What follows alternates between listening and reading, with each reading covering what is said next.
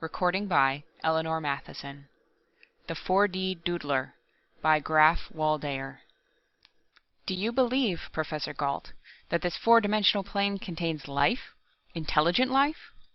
At the question, Galt laughed shortly. You have been reading pseudoscience, Dr. Pillbot, he twitted. I realize that as a psychiatrist you are interested in minds, in living beings, rather than in dimensional planes. But I fear you will find no minds to study in the fourth dimension. There aren't any there. Professor Galt paused, peered from beneath bushy white brows out over the laboratory.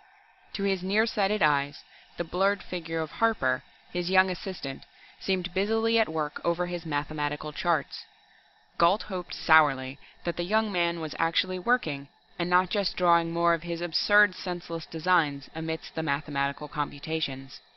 Your proof, Dr. Pillbot broke into his thoughts insistently, is purely negative, Professor. How can you know there are no beings in the fourth dimension, unless you actually enter this realm to see for yourself? Professor Galt stared at the fat, puffy face of his visitor, and snorted loudly. I am afraid, Pillbot, you do not comprehend the impossibility of such a passage. We cannot possibly break from the confines of our three-dimensional world. Here, let me explain by a simple illustration. Galt took up a book, held it so that a shadow fell onto the surface of the desk. That shadow, he said, is two-dimensional, has length and breadth, but no thickness. Now, in order to enter the third dimension, our plane, the shadow would have to bulge out in some way, into the dimension of thickness, an obvious impossibility. Similarly, we cannot enter the fourth dimension. Do you see? No, retorted Pillbot with some heat. In the first place, we are not two-dimensional shadows. And why? What is the matter? Professor Galt's lanky form had stiffened, his nearsighted eyes glaring out over the laboratory to the rear of Pillbot. The psychiatrist wheeled around, following his host's gaze. It was Harper. That young man's antics drew an amazed grunt from Pillbot. He was describing peculiar motions in the air with his pencil. Circles, whirls, angles, abrupt jabs forward. He bent over the paper on the desk, made a few sweeps of the pencil, then the pencil rose again into the air to describe more erratic motions. Harper himself seemed in a trance. Suddenly, Pillbot gave a stifled gasp.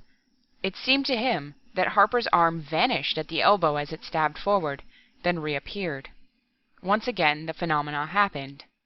Pillbot blinked rapidly, rubbed his eyes. It must have been an illusion, he decided. It was too unlikely. Harper! Galt's voice was like the snapping of a steel trap. Startled, Harper came to with a jerk. Seeing he was being watched, he flushed redly, then bent over his charts again. An apologetic murmur floated from his desk.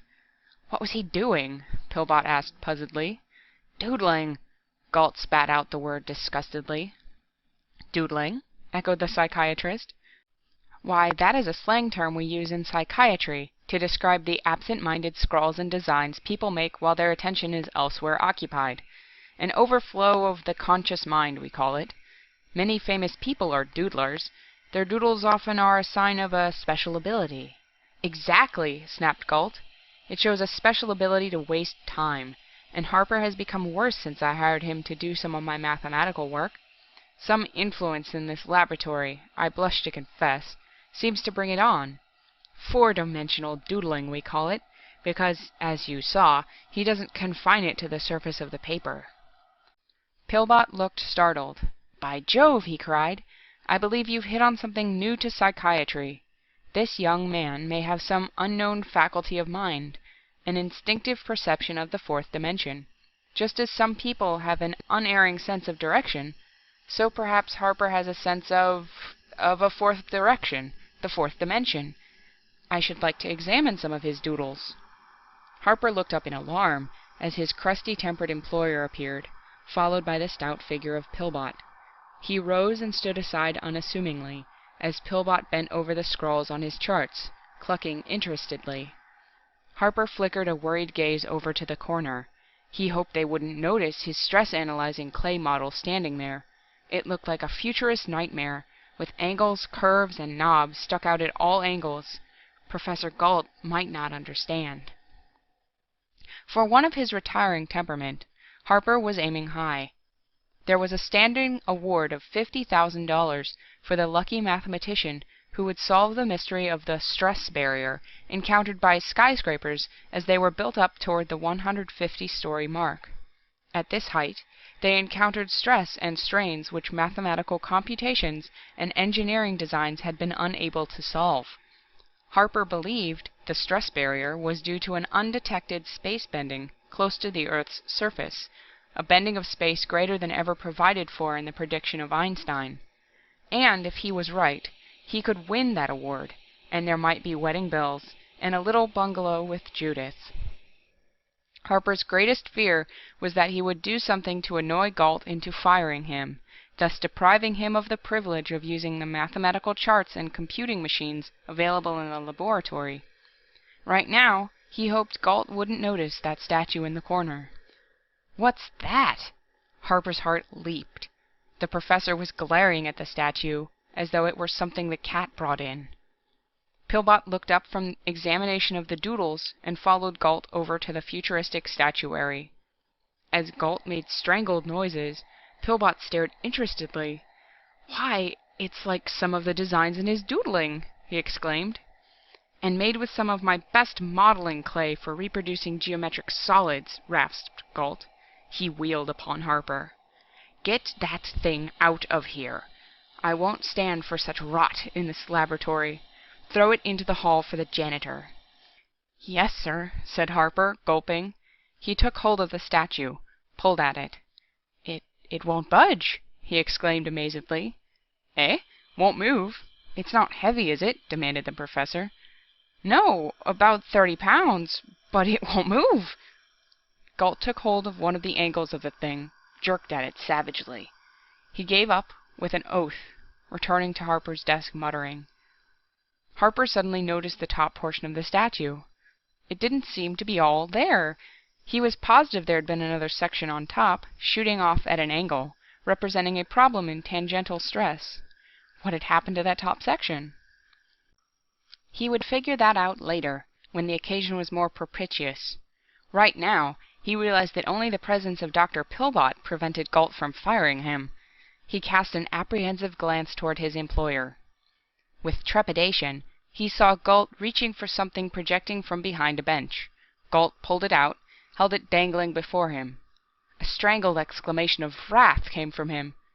His long nose pointed accusingly toward Harper, like a finger pointing to a criminal. "I was afraid of that," he grated. "Cutting paper dolls!" Galt was holding up a large paper cutout of a human figure, a long, rangy man. "This is the last straw," Galt went on, his voice rising. "I have stood enough." It wasn't me, sir," Harper cried quickly, with visions of his job and $50,000 vanishing. "It was your 10-year-old nephew, Rudolph. When he was here yesterday, he cut it out, said it looked like his uncle." Harper stopped as Galt seemed about to explode. Then the mathematician subsided. A malicious expression crept over his face. He said. "Might be just what I need to explain things to Dr. Pillbot." "I shall take this matter before the Psychiatric Society," Pillbot was saying excitedly. "Undoubtedly you have some strange faculty, an instinctive perception of four-dimensional laws. What was that, Professor?" "I said if you will step over to this desk, I will explain to you in elementary terms, very elementary and easy to understand, why you will never be able to study four-dimensional beings, if any exist." Galt's voice was tinged with sarcasm.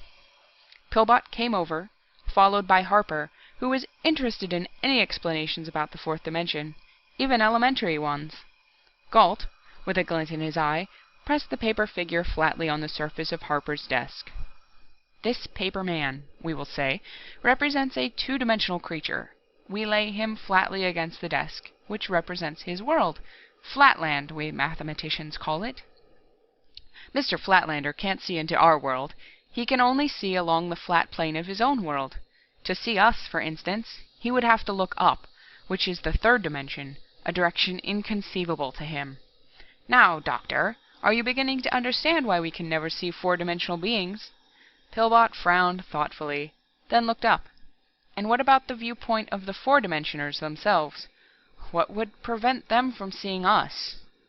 Harper hardly heard the professor's snort of disgust. This two-dimensional cutout in Flatland fascinated him. An idea occurred to him. Now, just supposing... As Gault and Pillbot argued, Harper grasped the paper cutout and bent it, jackknifed it, creasing it firmly in the middle. Then he raised the upper half so that it rose vertically from the desk, while the lower half was still pressed flatly against the surface. Now, he murmured to himself, the Flatlander would have appeared to his fellows to have vanished from the waist up, because from the waist up he is bent into the third dimension, so far as they are concerned. Eee! At the wavering scream, Harper looked up quickly. Pillbot was staring frozenly in front of him, toward the floor. Harper followed his glance, and saw it. Professor Gault had vanished from the waist up. His lower body still stood before Pillbot, swaying slightly, but the upper body was unconditionally missing. From the large feet planted solidly on the floor, long legs rose majestically, terminating in slim, angular hips, and from thence vanished abruptly into nothingness. It was as though the upper body had been sheared away, neatly and precisely at the waist. Pillbot stared from the visible portion of Gault to slack-jawed Harper and back again, sweat splashing from his puffy face. Why, really, my dear fellow," he quavered, addressing the half-figure, this is a bit rude of you, vanishing in the midst of my sentence. I trust you will, return at once." Then, as the full import of the phenomena penetrated to his understanding, his eyes became glazed, and he backed away. The portion of Professor Gault addressed failed to give any indication it had heard the remonstrance. Slowly, the legs began to feel their way, like a blind man, about the floor. Harper stared wildly, white showing around his pale blue irises. "No," he bleated. "The professor didn't do it himself. I caused it to happen. I bent the paper cutout, and something saw me do it, and imitated me by bending the professor into the fourth dimension." Harper moaned faintly, wringing his hands. Pillbot, at the moment, got little satisfaction from this demonstration of his point about four-dimensional life. He glanced fearfully at the half-figure. "You mean to say," he quailed, "that we are under scrutiny by some being of the fourth dimension?" "That's it," replied Harper with a whinny. "I know it, I can feel it. It became aware of our three-dimensional life in some way, and its attention is now concentrated on the lab." He wrung his hands. "I just know something else terrible is going to happen." He backed away quickly as the occupied pair of pants moved toward him. His retreat was halted by his desk, upon which reposed 2 large California oranges, an inevitable accompaniment to Harper's lunch. To him, orange juice was a potent, revivifying drink. Now he automatically reached for one of the oranges, as a more hardy individual might reach for a whiskey and soda in a moment of mental shock. His eyes wide on the shuffling approach of Gault's underpinnings, Harper nervously dug sharp fingernails into the orange, tore off large chunks of skin. A sudden blur, seen from the corner of his eyes, pulled his gaze back to the desk. The other orange had vanished. Whoop! It dropped to the floor before Harper, and now it was a squashy mess, the inside standing out like petals, the juice running from it. The other orange slipped from Harper's nerveless fingers, rolled along the desktop. Harper pounced on the squashy thing on the floor, feverishly pulling back the projecting insides, closely examined it. He looked up wide-eyed at Pillbot. "Turned inside out!" he gasped hoarsely, "without breaking its skin!" Pillbot's expression indicated that the scientific attitude was slowly replacing his former fright. He snapped his fingers. "Imitation again," he said, half to himself. He looked at Harper. "When you bent the paper figure, this four-dimensional entity imitated your action by bending the professor. Now, as you started to peel the orange, your action was again imitated, in a four-dimensional manner, by this entity turning the other orange inside out." His voice dropped as he muttered, "Imitativeness, the mark of a mind of low evolutionary order, or of—" His words faded off. his expression thoughtful. More white showed around Harper's eyes. You mean I'm being specially watched by this being? That it imitates everything I do?" "That's it," clipped Pillbot. "Because you possess this strange perception of its realm, the being has been especially attracted to you, imitates whatever you do, but in a four-dimensional manner. A being of inexplicable powers and prerogatives, with weird power over matter, but with a mentality that is either very primitive or—" Harper leaped into the air with a yell as Professor Galt's abbreviated body sidled up to him from behind. As he leaped, the inside-out orange flew out of his grasp. "I just know," he quavered, "that Professor Galt wants me to do something, is probably barking orders at me from that other dimension. Oh dear, I've dropped the orange on the Professor's where his stomach should be." The squashy orange had landed on the area of Galt that was the line of demarcation between his visible and invisible portions. That area that his stomach would occupy, normally. It rested there in plain sight of the two startled men. I'd better remove it," said Harper weakly. He moved with a dreadful compulsion toward the swaying half-figure, one slender hand extended tremblingly toward the inverted orange. Abruptly, the orange vanished. Harper halted like he'd run into a brick wall. Staring blankly ahead, he put his hands to his stomach, moaning faintly. "What's the matter?" cried Pillbot. "The orange! It's in my stomach!" "See? What did I tell you?" exulted Pillbot. "Another act of imitativeness! It saw you drop the orange on Galt's where his stomach should be, and imitated by putting the orange in your stomach. It proves I'm right about the being." With a loud belch, Pillbot broke off. He stared blankly at Harper. Then his hand slowly came up to clutch at his stomach. Harper looked quickly at the desktop.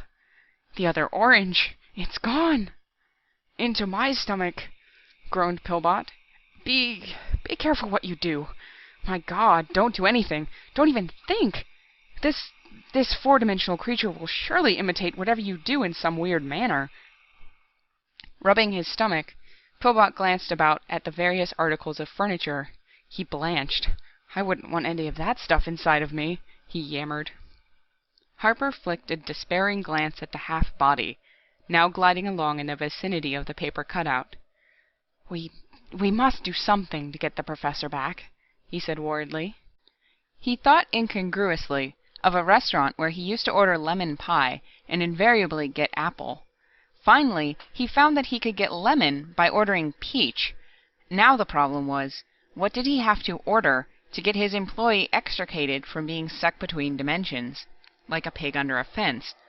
Anything he did would be imitated in a manner that might prove tragic. The upright portion of the cutout was leaning over backward, the head drooping down like a wilted flower as the tension at the crease slowly lessened. Gathering together what resolution he could, Harper determined to take the bull by the horns. He would get the Professor returned by pressing the upper portion of the cutout flatly onto the desk surface. With trembling hands, he pressed down on it, then sprang back with a muffled yell. 3 feet above the half-body, the Professor's head had flashed into visibility. "You only pressed the head onto the desk," said Pillbot disgustedly. "So the being only impressed Galt's head back into the laboratory. Now press down the rest of the body." The Professor's head, suspended above the body, glared about, affixed Harper with a smoldering glance. The mouth moved rapidly, but no words came. "Professor, I can't hear you," whimpered Harper. "Your lungs and vocal cords are in the other dimension. Here, I'll have you completely returned." He reached a hand toward the cutout, the torso of which still bulged upward from the desk. Galt's head waggled in vigorous negation of Harper's contemplated act. His mouth moved in what, if audible, would have been clipped, burning accents. Harper drew back his hand as if he had touched a red-hot poker. "The Professor doesn't want me to touch the cutout," he said helplessly. Galt's head hovered over the cutout like a gaunt moon.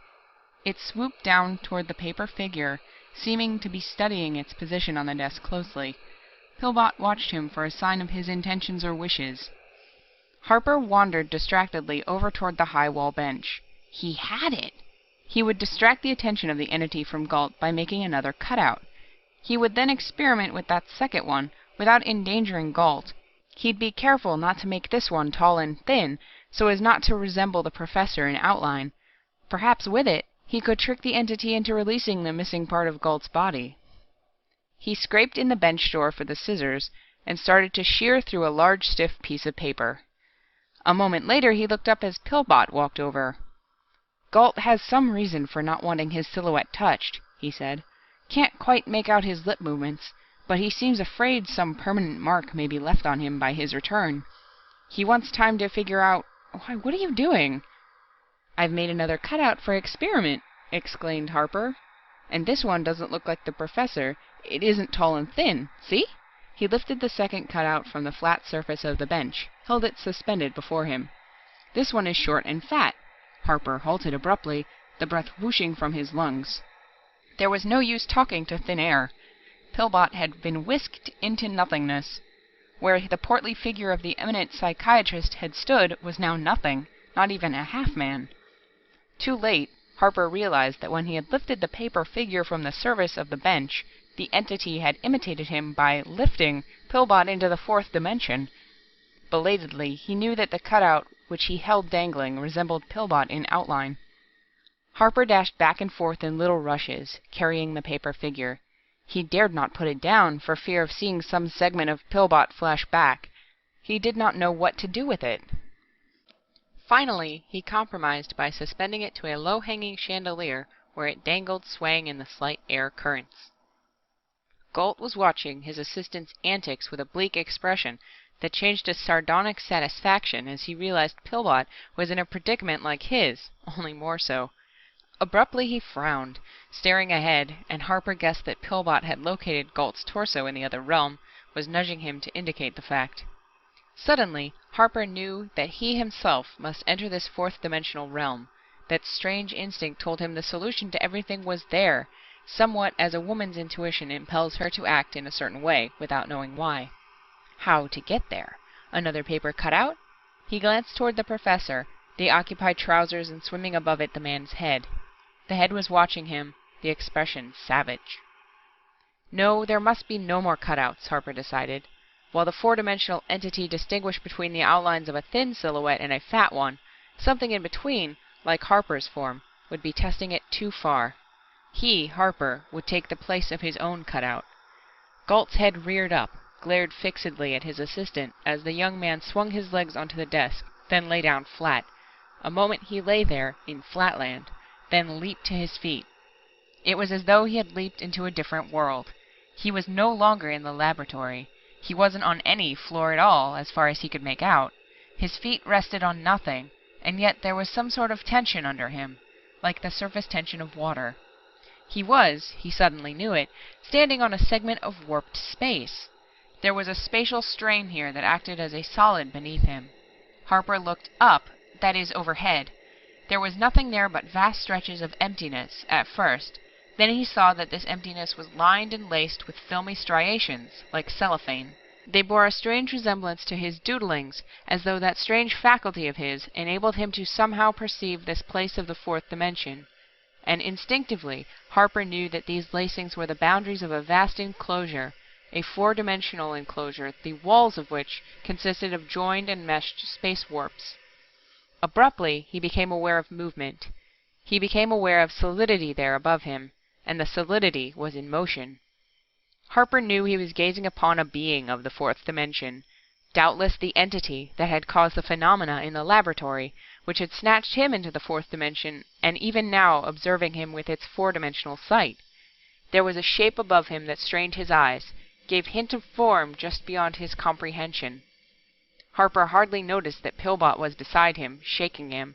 He had suddenly grasped a fundamental law of spatial stresses, and he whipped out a pad and pencil, began scribbling down the mathematical formula of these laws. He began to see now why skyscrapers encountered the stress barrier at a certain height. He understood just as a person of innate musical ability, hearing music for the first time, would understand the laws of that music. "Look out! It's moving! Descending!" Pillbot was yelling in his ear. "It is about to act! Became active the moment you got here. How did you induce it to bring you here?" "Huh?" Harper looked up from his scribbling. "Oh, Harper explained quickly how he had induced the being to act on himself. "That's it!" cried Pillbot hoarsely. "You switched the pattern of imitation on it, tricked it into bringing you here. That's what made it angry." "Angry?" Harper almost dropped his pad, clutched at Pillbot as there was a sudden upheaval of the invisible tension surface on which they stood. A violent shake sprawled them on the ground, and now Harper saw the torso of Gault a few feet away, apparently hovering above the surface. "Yes, angry!" Pillbot was pale. "As long as you merely gave it something to imitate, it was pacified, but now it recognizes opposition, an effort to outwit it due to your switching the pattern of imitation. Its condition is dangerous. It's bound to react violently. We have to get out of here. You must know some way." Harper again scribbled some figures on his pad. "As soon as I've worked out this formula." Pillbot shook him frantically. "Can't you understand? This creature is a mental patient of a violent type. We are in a fourth-dimensional insane asylum." Pillbot gazed upward fearfully at a descending mass. "The pattern of its action fits perfectly," he went on. "Some violent type of insanity, combined with delusions of grandeur. Any slightest opposition will cause a spasm of fury. It recognizes such opposition in the way you tricked it into bringing you here. At first I thought it was a primitive mentality, but now I know it is a highly evolved but insane creature. Thinks it's Napoleon, wants to conquer the three-dimensional plane which its attention has been attracted to in some way." Harper looked up in surprise. "Does it know about Napoleon?" "Of course not, you fool!" screamed Pillbot. "It has the Napoleonic complex, identifies itself with some great conqueror of its own realm, and now it's on the rampage. We have to get out of here." He clutched at Harper as another upheaval of the surface threw them down. Rising, Harper put away his pad. His calculations were complete. He could now show engineers how to build high buildings, taking advantage of space stress, instead of trying to fight the stress. For the first time, the danger of their position seemed to penetrate to his consciousness. He looked about, and his eyes rested on a strange familiar projection rising from the invisible floor a few feet away. It was the section of his clay statue that had vanished. Vanished because its peculiar shape had somehow caused it to be warped into the fourth dimension. Why hadn't he been able to move it? Professor Gault moved around freely. He and Pillbot went over to it, tried to move it. A slight filmy webwork around the projection caught Harper's eye. Now he knew. The being had somehow affixed it to the spot as a landmark so it could locate the laboratory. It must have been this projection that had first attracted the being's attention to the three-dimensional world, since, ordinarily, it would never have noticed the presence of three-dimensional life any more than humans would notice the presence of two-dimensional life, if such existed. Harper looked up at a bleat from Pillbot. Above them was a sudden furious play of lights and shades. Vast masses seemed shifting in crazy juxtapositions, now descending rapidly toward them. "Quick!" Harper, now fully aroused, gasped to Pillbot. "Climb down this projection!" "Climb down it?" "Yes, there is a fluid condition of space where it penetrates between the two planes. By hugging its contours, you will emerge into the laboratory, I hope." Pillbot glanced overhead nervously, then experimentally slid a foot down the projection. The foot vanished. With a cry of relief, Pillbot lowered himself until only head and shoulders were visible. Then that too vanished. Harper looked up. Some monstrous suggestion of form was almost upon him. He grasped the projection, and just as his head sank out of sight, the form seemed to smash down on him. Pillbot helped Harper to his feet, from where he had sprawled at the base of the statue, on the laboratory floor. "Quick!" he gasped. "The creature will be infuriated now by our escape from its realm. A maniacal spasm is sure to follow. We must get Gault back in some way, then leave the laboratory." Even as they dashed over toward the abbreviated form of Gault, the laboratory shook. Invisible strains seemed to be bulging the walls inward. Harper rushed to the desk upon which still reposed the cutout, the section between neck and waist still arched off the surface. As Harper reached toward the cutout to press it flat, Gault's eyes widened, his mouth opened in a soundless shout of opposition. Harper hesitated. "Never mind him," yammered Pillbot. "Press the figure flat." Harper pressed it flat. For an instant, the laboratory stopped its ominous vibration. Then the figure of Gault flew through the air, came up against a wall, but it was his complete figure. "More signs of violence," cried Pillbot, "but that action won't appease it. We must get out of here."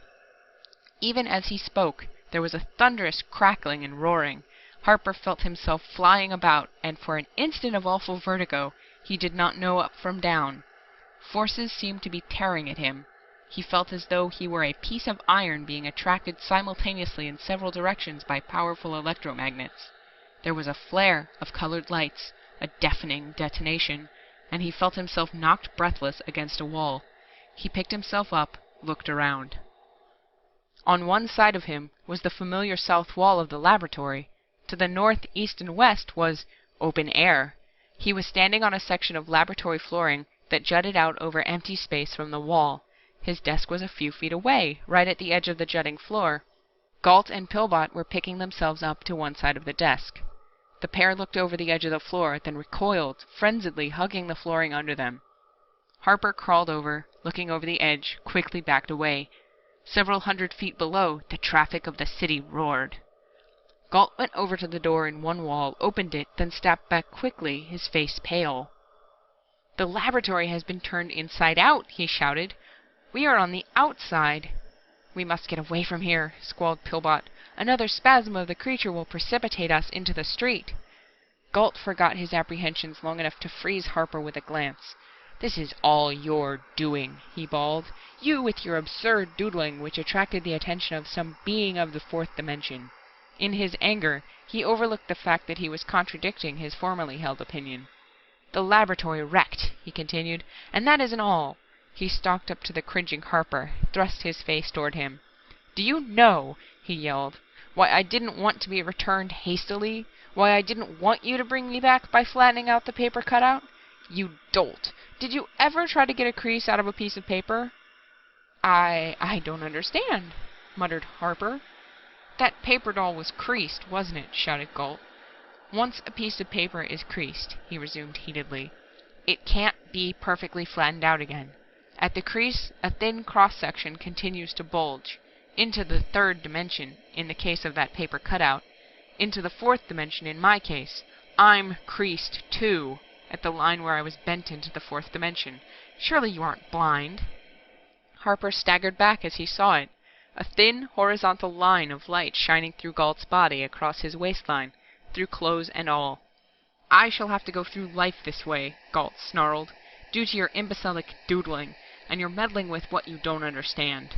Go about constantly with a slit of daylight showing through me. You're fired." "Gentlemen," cried Pillbot, "the entity! We must get away! Another spasm will surely follow." Harper didn't think so. A few feet away he noticed something. His statue lying on its side.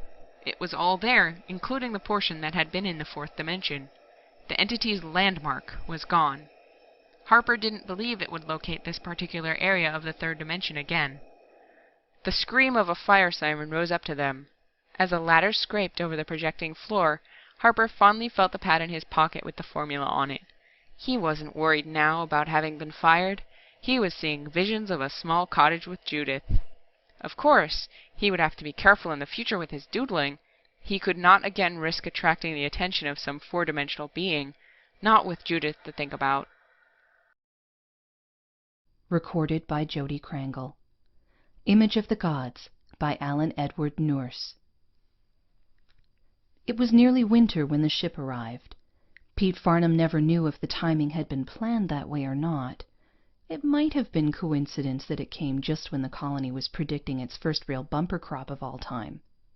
When it was all over, Pete and Mario and the rest tried to figure it out, but none of them ever knew for sure just what had happened back on Earth, or when it had actually happened. There was too little information to go on, and practically none that they could trust. All Pete Farnham really knew that day was that this was the wrong year for a ship from Earth to land on Baron 4. Pete was out on the plantation when it landed. As usual, his sprayer had gotten clogged. Tarring should have been started earlier, before it got so cold that the stuff clung to the nozzle and hardened before the spray could settle into the dusty soil. The summer past had been the colony's finest in the 14 years he'd been there. A warm, still summer, with plenty of rain to keep the dirt down and let the taro get well rooted and grow up tall and gray against the purple sky. But now the taro was harvested. It was waiting, compressed and crated, ready for shipment, and the heavy black clouds were scudding nervously across the sky, faster with every passing day. 2 days ago, Pete had asked Mario to see about firing up the little furnaces the Dusties had built to help them fight the winter. All that remained now was tarring the fields, and then buckling down beneath the windshields before the first winter storm struck. Pete was trying to get the nozzle of the tar sprayer cleaned out when Mario's Jeep came roaring down the rutted road from the village in a cloud of dust. In the back seat a couple of Dusties were bouncing up and down like happy 5-year-olds. The brakes squealed, and Mario bellowed at him from the road. "Pete, the ship's in! Better get hopping!" Pete nodded and started to close up the sprayer. One of the Dusties tumbled out of the Jeep and scampered across the field to give him a hand. It was an inexpert hand, to say the least, but the Dusties seemed so proud of the little they were able to learn about mechanized farming that nobody had the heart to shoo them away. Pete watched the fuzzy brown creature get its paws thoroughly gummed up with tar before he pulled him loose and sent him back to the Jeep with a whack on the backside. He finished the job himself, grabbed his coat from the back of the sprayer, and pulled himself into the front seat of the Jeep. Mario started the little car back down the road. The young colonist's face was coated with dust, emphasizing the lines of worry around his eyes. "I don't like it, Pete. There isn't any ship due this year." "When did it land?" "About 20 minutes ago. Won't be cool for a while yet." Pete laughed. "Maybe old Schooner is just getting lonesome to swap tall stories with us. Maybe he's even bringing us a locker of T-bones. Who knows?" "Maybe," said Mario without conviction. Pete looked at him and shrugged. "Why complain if they're early? Maybe they've found some new way to keep our fields from blowing away on us every winter." He stared across at the heavy windbreaks between the fields, long ragged structures built in hope of outwitting the vicious winds that howled across the land during the long winter. Pete picked bits of tar from his beard and wiped the dirt from his forehead with the back of his hand. "This tarring is mean," he said wearily. "Glad to take a break." "Maybe Cap Schooner will know something about the rumors we've been hearing," Mario said gloomily. Pete looked at him sharply. "About Earth?" Mario nodded. "Schooner's a pretty good guy, I guess. I mean, he'd tell us if anything was really wrong back home, wouldn't he?" Pete nodded and snapped his fingers. One of the Dusties hopped over into his lap and began gawking happily at the broad fields as the Jeep jogged along. Pete stroked the creature's soft brown fur with his tar-caked fingers. "Maybe someday these little guys will show us where they go for the winter," he said. "They must have it down to a science." Somehow the idea was funny, and both men roared. If the Dusties had anything down to a science, nobody knew what. Mario grinned and tweaked the creature's tail. "They sure do beat the winter, though," he said. "So do we. Only we have to do it the human way. These fellas grew up in the climate." Pete lapsed into silence as the village came into view. The ship had landed quite a way out, resting on its skids on the long shallow groove the colonists had bulldozed out for it years before, the first year they had arrived on Baron IV. Slowly Pete turned Mario's words over in his mind, allowing himself to worry a little. There had been rumors of trouble back on Earth, persistent rumors he had taken care to soft-pedal as mayor of the colony. There were other things, too, like the old newspapers and magazines that had been brought in by the lad from Baron II, and the rare radio message they could pick up through their atmospheric disturbance. Maybe something was going wrong back home, but somehow political upheavals on Earth seemed remote to these hardened colonists. Captain Schooner's visits were always welcome, but they were few and far between. The colony was small. One ship every 3 years could supply it, and even then the taro crates wouldn't half fill up the storage holds.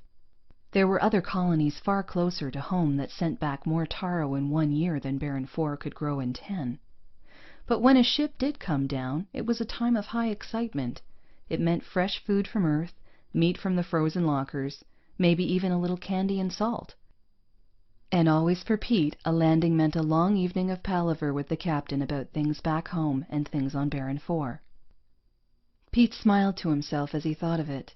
He could remember Earth, of course, with a kind of vague nostalgia, but Baron IV was home to him now, and he knew he would never leave it. He had too many hopes invested there, too many years of heartache and desperate hard work, too much deep satisfaction in having cut a niche for himself on this dusty, hostile world ever to think much about Earth anymore.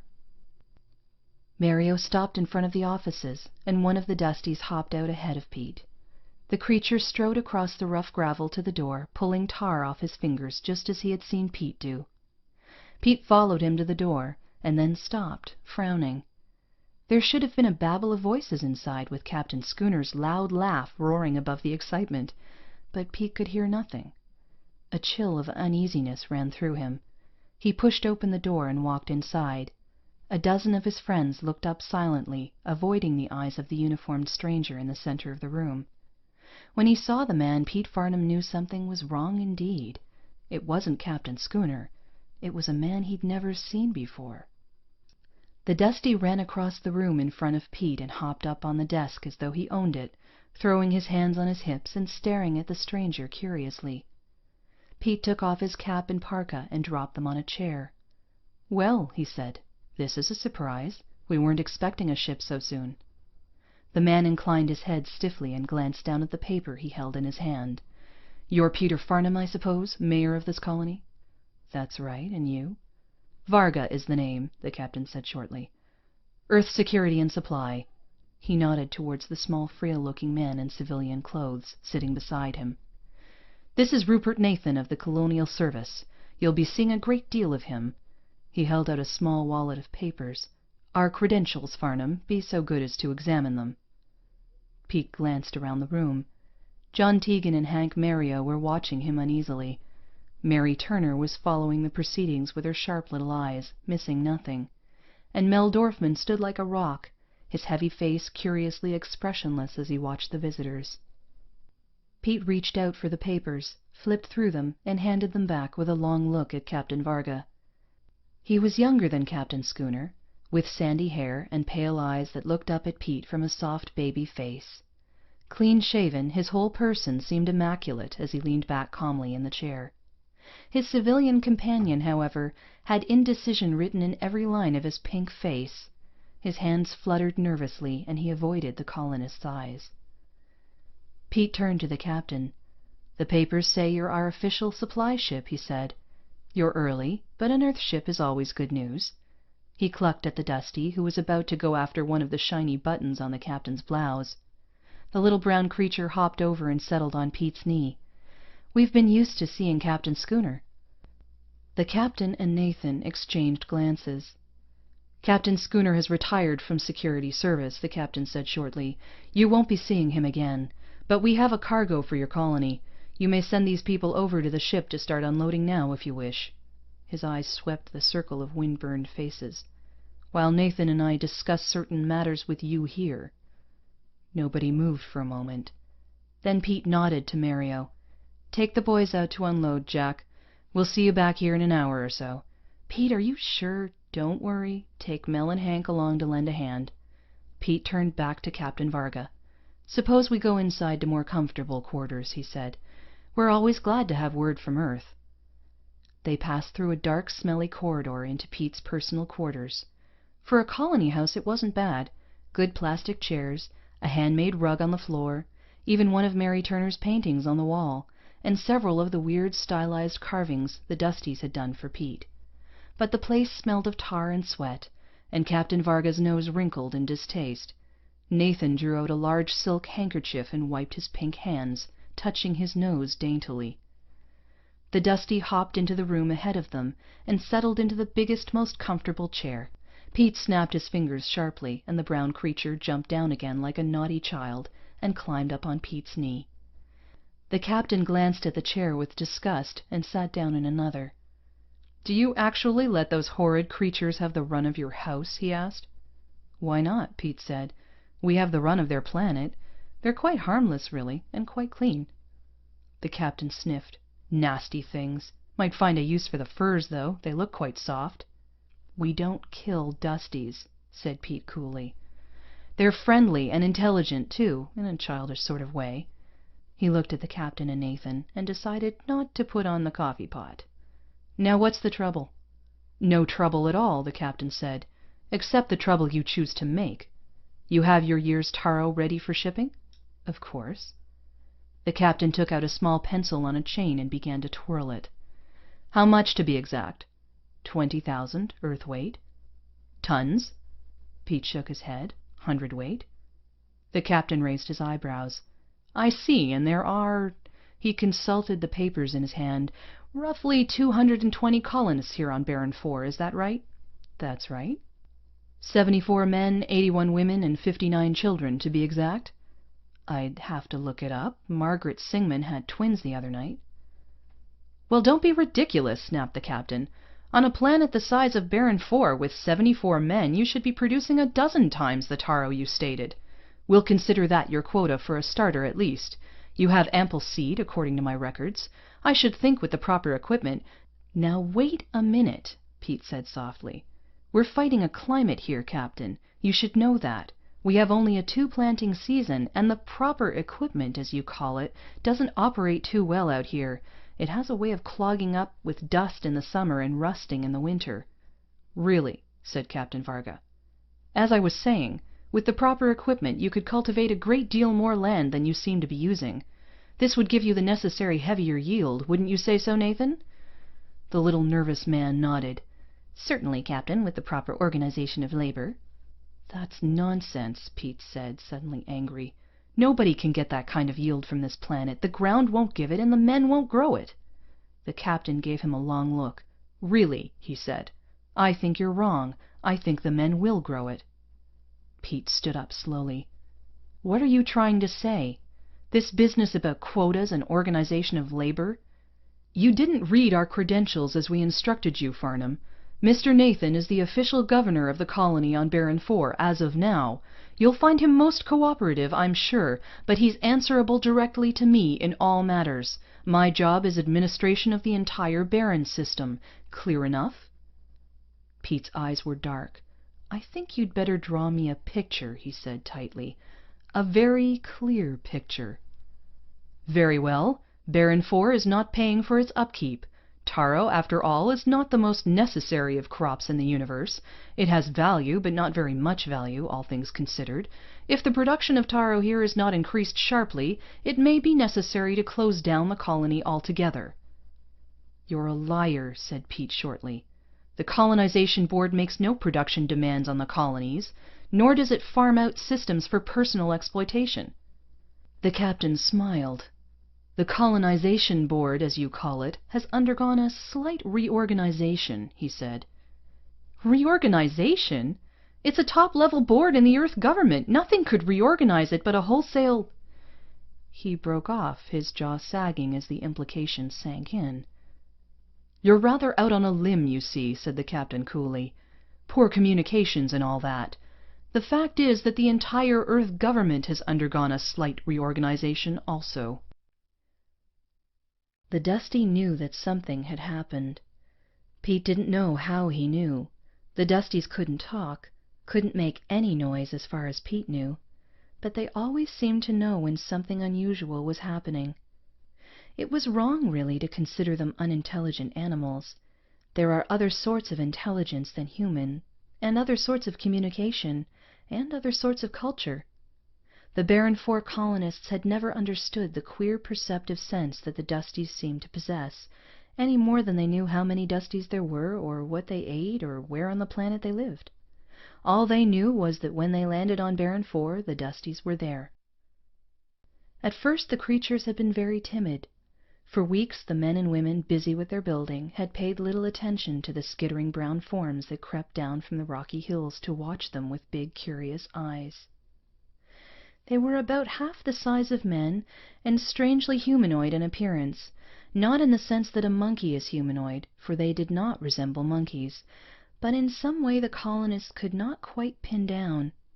It may have been the way they walked around on their long, fragile hind legs, the way they stroked their pointed chins as they sat and watched and listened with their pointed ears lifted alertly, watching with soft gray eyes, or the way they handled objects with their little four-fingered hands. They were so remarkably human-like in their elfin way that the colonists couldn't help but be drawn to the creatures. That whole first summer, when the colonists were building the village and the landing groove for the ships, the Dusties were among them, trying pathetically to help, so eager for friendship that even occasional rebuffs failed to drive them away. They liked the colony. They seemed somehow to savor the atmosphere, moving about like solemn, fuzzy overseers as the work progressed through the summer. Pete Farnam thought that they had even tried to warn the people about the winter, but the colonists couldn't understand, of course. Not until later. The Dusties became a standing joke and were tolerated with considerable amusement, until the winter struck. It had come with almost unbelievable ferocity. The houses had not been completed when the first hurricanes came, and they were smashed into toothpicks. The winds came, vicious winds full of dust and sleet and ice, wild, erratic, twisting gales that ripped the village to shreds, tearing off the topsoil that had been broken and fertilized, merciless, never-ending winds that wailed and screamed the planet's protest. The winds drove sand and dirt and ice into the heart of the generators, and the heating units corroded and jammed and went dead. The jeeps and tractors and bulldozers were scored and rusted. The people began dying by the dozens as they huddled down in the pitiful little pits they had dug to try to keep the winds away. Few of them were still conscious when the Dusties had come silently in the blizzard, eyes closed tight against the blast, to drag the people up into the hills, into caves and hollows that still showed the fresh marks of carving tools. They had brought food. What kind of food nobody knew, for the colony's food had been destroyed by the first blast of the hurricane. But whatever it was, it had kept them alive. And somehow the colonists had survived the winter, which seemed never to end. There were frozen legs and ruined eyes. There was pneumonia so swift and virulent that even the antibiotics they managed to salvage could not stop it.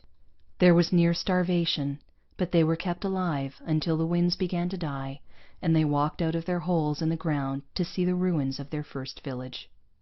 From that winter on, nobody considered the Dusties funny any more.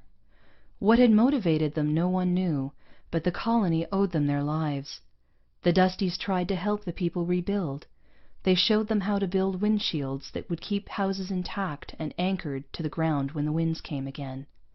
They built little furnaces out of dirt and rock which defied the winds and gave great heat. They showed the colonists a dozen things they needed to know for life on the rugged planet. The colonists, in turn, tried to teach the Dusties something about Earth and how the colonists had lived and why they had come. But there was a barrier of intelligence that could not be crossed. The Dusties learned simple things, but only slowly and imperfectly. They seemed content to take on their mock overseer's role, moving in and about the village, approving or disapproving, but always trying to help. Some became personal pets, though pet was the wrong word, because it was more of a strange personal friendship limited by utter lack of communication than any animal and master relationship. The colonists made sure that the Dusties were granted the respect due them as rightful masters of Baron IV, and somehow the Dusties perceived this attitude, and were so grateful for the acceptance and friendship that there seemed nothing they wouldn't do for the colonists. There had been many discussions about them. "You'd think they'd resent our moving in on them," Jack Mario had said one day. "After all, we are usurpers, and they treat us like kings. Have you noticed the way they mimic us? I saw one chewing tobacco the other day. He hated the stuff, but he chewed away and spat like a trooper." One of the Dusties had been sitting on Pete's knee when Captain Varga had been talking, and he had known that something terrible was wrong. Now he sat on the desk in the office, moving uneasily back and forth as Pete looked up at Mario's dark face, and then across at John Tegan and Mel Dorfman. John's face was dark with anger as he ran his fingers through the heavy gray beard that fell to his chest. Mel sat stunned, shaking his head helplessly. Mario was unable to restrain himself. His face was bitter as he stomped across the room, then returned to shake his fist under Pete's nose. "But did you see him?" he choked. "Governor of the colony? What does he know about growing taro in this kind of soil? Did you see those hands? Soft, dainty, pink? How could a man with hands like that govern a colony?" Pete looked over at John Tegan. "Well, John?" The big man looked up, his eyes hollow under craggy brows. "It's below the belt, Pete. But if the government's been overthrown, then the captain is right. It leaves us out on a limb." Pete shook his head. "I can't give him an answer," he said. "The answer has got to come from the colony. All I can do is speak for the colony."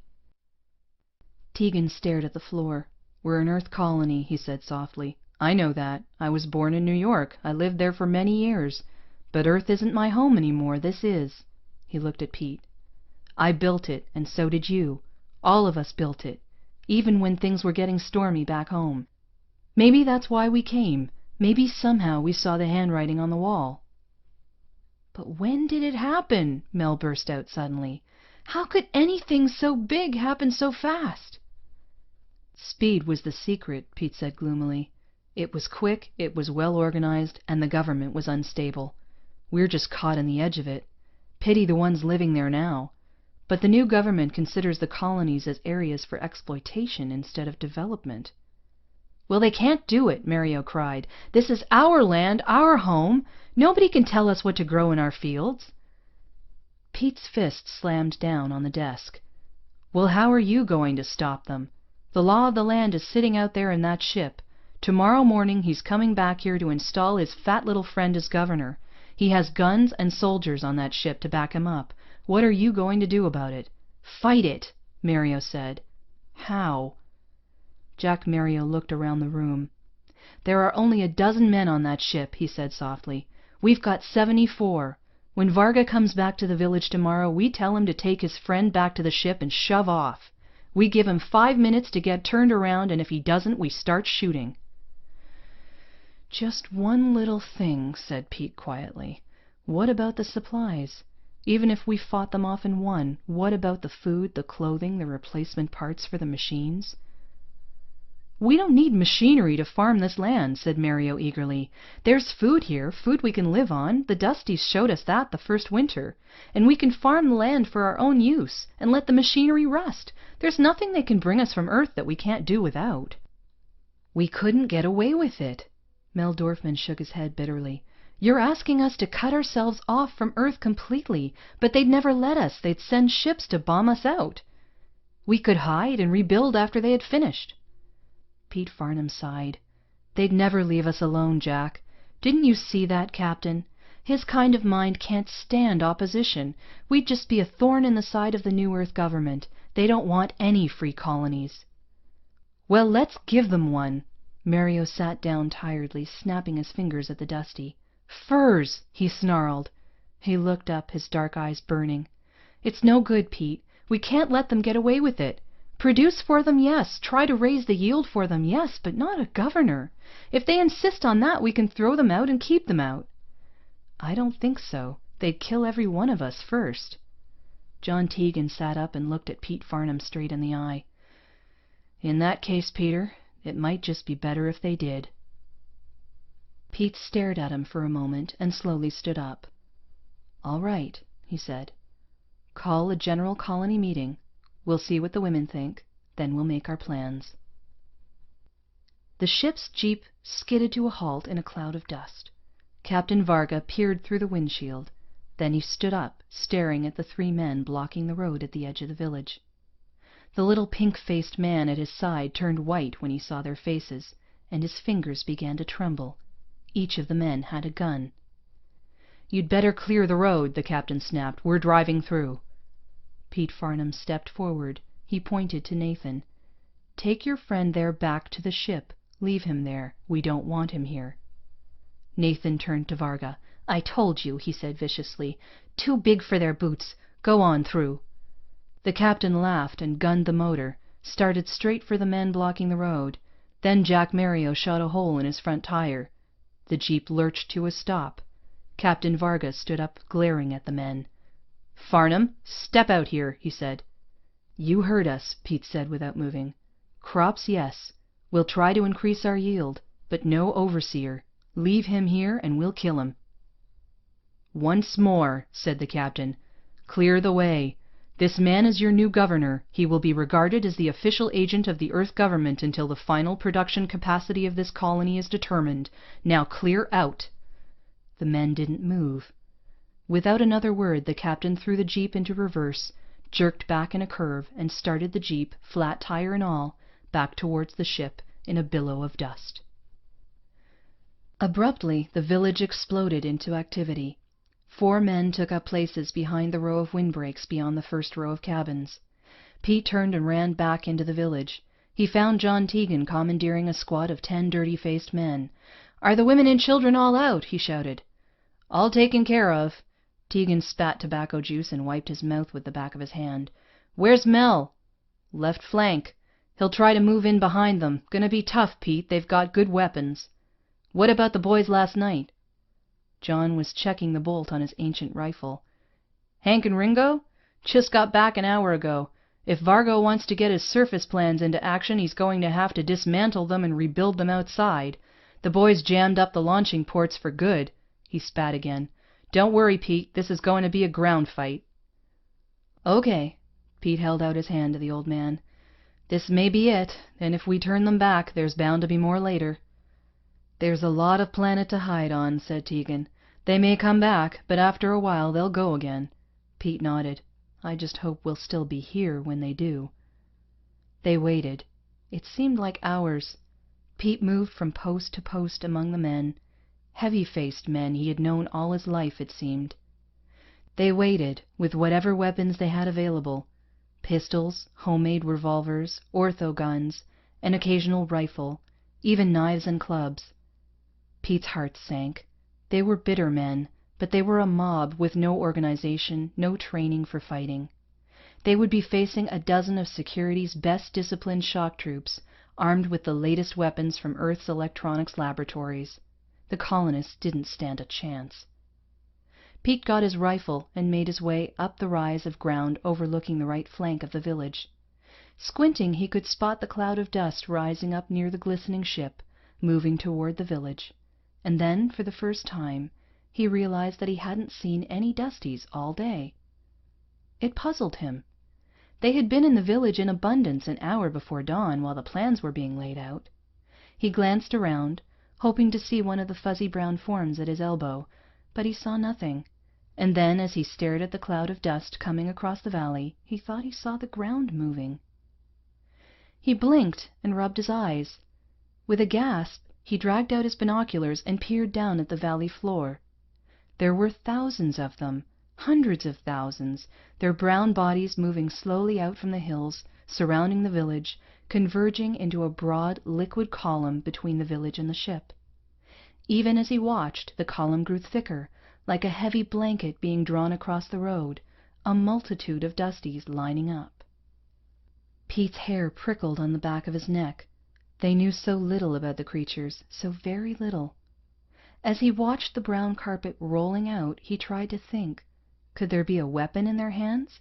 Could they somehow have perceived the evil that came from the ship, somehow sensed the desperation in the men's voices as they had laid their plans? Pete stared, a sinking feeling in the pit of his stomach.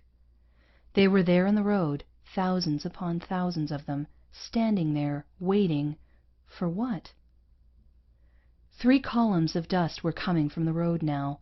Through the glasses Pete could see the jeeps, filled with men in their gleaming gray uniforms, crash helmets tight about their heads, blasters glistening in the pale light. They moved in deadly convoy along the rutted road, closer and closer to the crowd of Dusties overflowing the road. The Dusties just stood there. They didn't move. They didn't shift or turn. They just waited. The captain's car was first in line. He pulled up before the line with a screech of brakes and stared at the sea of creatures before him. "Get out of there!" he shouted. The Dusties didn't move. The captain turned to his men. "Fire into them!" he snapped. "Clear a path!" There was a blaze of fire, and a half a dozen Dusties slid to the ground, convulsing. Pete felt a chill pass through him, staring in disbelief. The Dusties had a weapon, he kept telling himself. They must have a weapon, something the colonists had never dreamed of. The guns came up again, and another volley echoed across the valley, and a dozen more Dusties fell to the ground. For every one that fell, another moved stolidly into its place.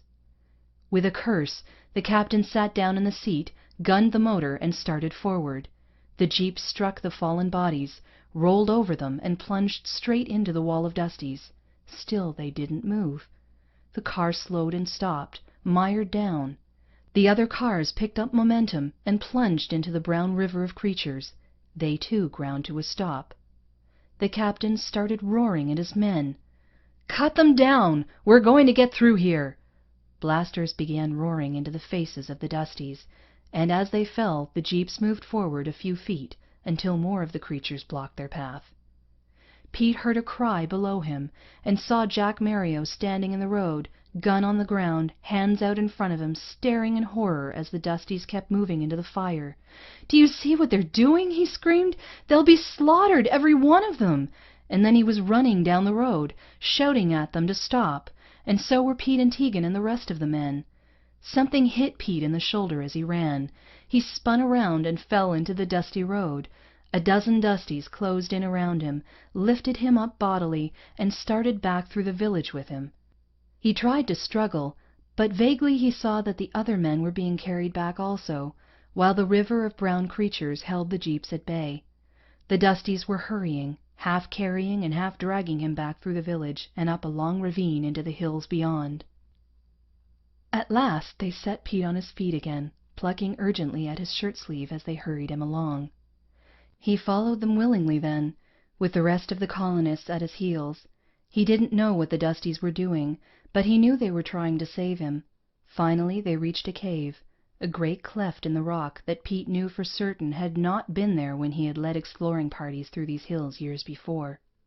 It was a huge opening, and already a dozen of the men were there, waiting, dazed by what they had witnessed down in the valley, while more were stumbling up the rocky incline, tugged along by the fuzzy brown creatures. Inside the cavern, steps led down the side of the rock, deep into the dark coolness of the earth. Down and down they went, until they suddenly found themselves in a mammoth room lit by blazing torches. Pete stopped and stared at his friends who had already arrived. Jack Mario was sitting on the floor, his face in his hands, sobbing. Tegan was sitting too, blinking at Pete as if he were a stranger, and Dorfman was trembling like a leaf. Pete stared about him through the dim light, and then looked where Tegan was pointing at the end of the room. He couldn't see it clearly at first. Finally he made out a raised platform with 4 steps leading up. A torch lighted either side of a dais at the top, and between the torches, rising high into the gloom, stood a statue. It was a beautifully carved thing, hewn from the heavy granite that made up the core of this planet, with the same curious styling as other carving the Dusties had done. The design was intricate, the lines carefully turned and polished. At first Pete thought it was a statue of a Dusty, but when he moved forward and squinted in the dim light, he suddenly realized that it was something else indeed. And in that moment he realized why they were there, and why the Dusties had done this incredible thing to protect them. The statue was weirdly beautiful, the work of a dedicated master sculptor. It was a figure standing with 5-fingered hands on hips, head raised high. Not a portrait, but an image seen through other eyes than human, standing high in the room, with the lights burning reverently at its feet. Unmistakably, it was the statue of a man. They heard the bombs much later. The granite roof and floor of the cavern trembled, and the men and women stared at each other, helpless and sick as they huddled in that great hall. But presently the bombing stopped. Later, when they stumbled out of that grotto into the late afternoon light, the ship was gone. They knew it would be back. Possibly it would bring back search parties to hunt down the rebels in the hills. Perhaps it would just wait and again bomb out the new village when it rose. But searching parties would never find their quarry, and the village would rise again and again if necessary. And in the end, somehow, Pete knew that the colonists would find a way to survive here and live free as they had always lived. It might be a bitter struggle, but no matter how hard the fight, there would be one strange and wonderful thing they could count on. No matter what they had to do, he knew the Dusties would help them. Recording by Reynard. One Shot by James Benjamin Blish. You can do a great deal if you have enough data and enough time to compute on it by logical methods. But given the situation that neither data nor time is adequate and an answer must be produced, what do you do? On the day that the Polish freighter Ludmilla laid an egg in New York Harbor, Abner Longman's One Shot Braun was in the city going about his normal business. which was making another $1 million. As we found out later, almost nothing else was normal about that particular week for Braun. For one thing, he had brought his family with him, a complete departure from routine, reflecting the unprecedentedly legitimate nature of the deals he was trying to make. From every point of view, it was a bad weekend for the CIA to mix into his affairs, but nobody had explained that to the master of the Ludmilla. I'd better add here that we knew nothing about this until afterward. From the point of view of the storyteller, an organisation like the Civilian Intelligence Associate gets to all its facts backwards, entering the tale at the payoff, working back to the hook, and winding up with a sheaf of background facts to feed into the computer for next time. It's rough on the various people who've tried to fictionalise what we do, particularly for the lazy examples of the breed who come to us expecting that their plotting has already been done for them. But it's inherent in the way we operate, and there it is. Certainly nobody at CIA so much as thought of Braun when the news first came through. Harry Anderton, the Harbour Defence Chief, called us at 08:30 Friday to take on the job of identifying the egg. This was when our records show us officially entering the affair. But of course, Anderton had been keeping the wires to Washington streaming for an hour before that, getting authorization to spend some of his money on us. Our clearance status was then, and is now, CNR, clean and routine. I was in the central office when the call came through, and had some difficulty in making out precisely what Anderton wanted of us. "Slow down, Colonel Anderton, please," I begged him. 2 or 3 seconds won't make that much difference.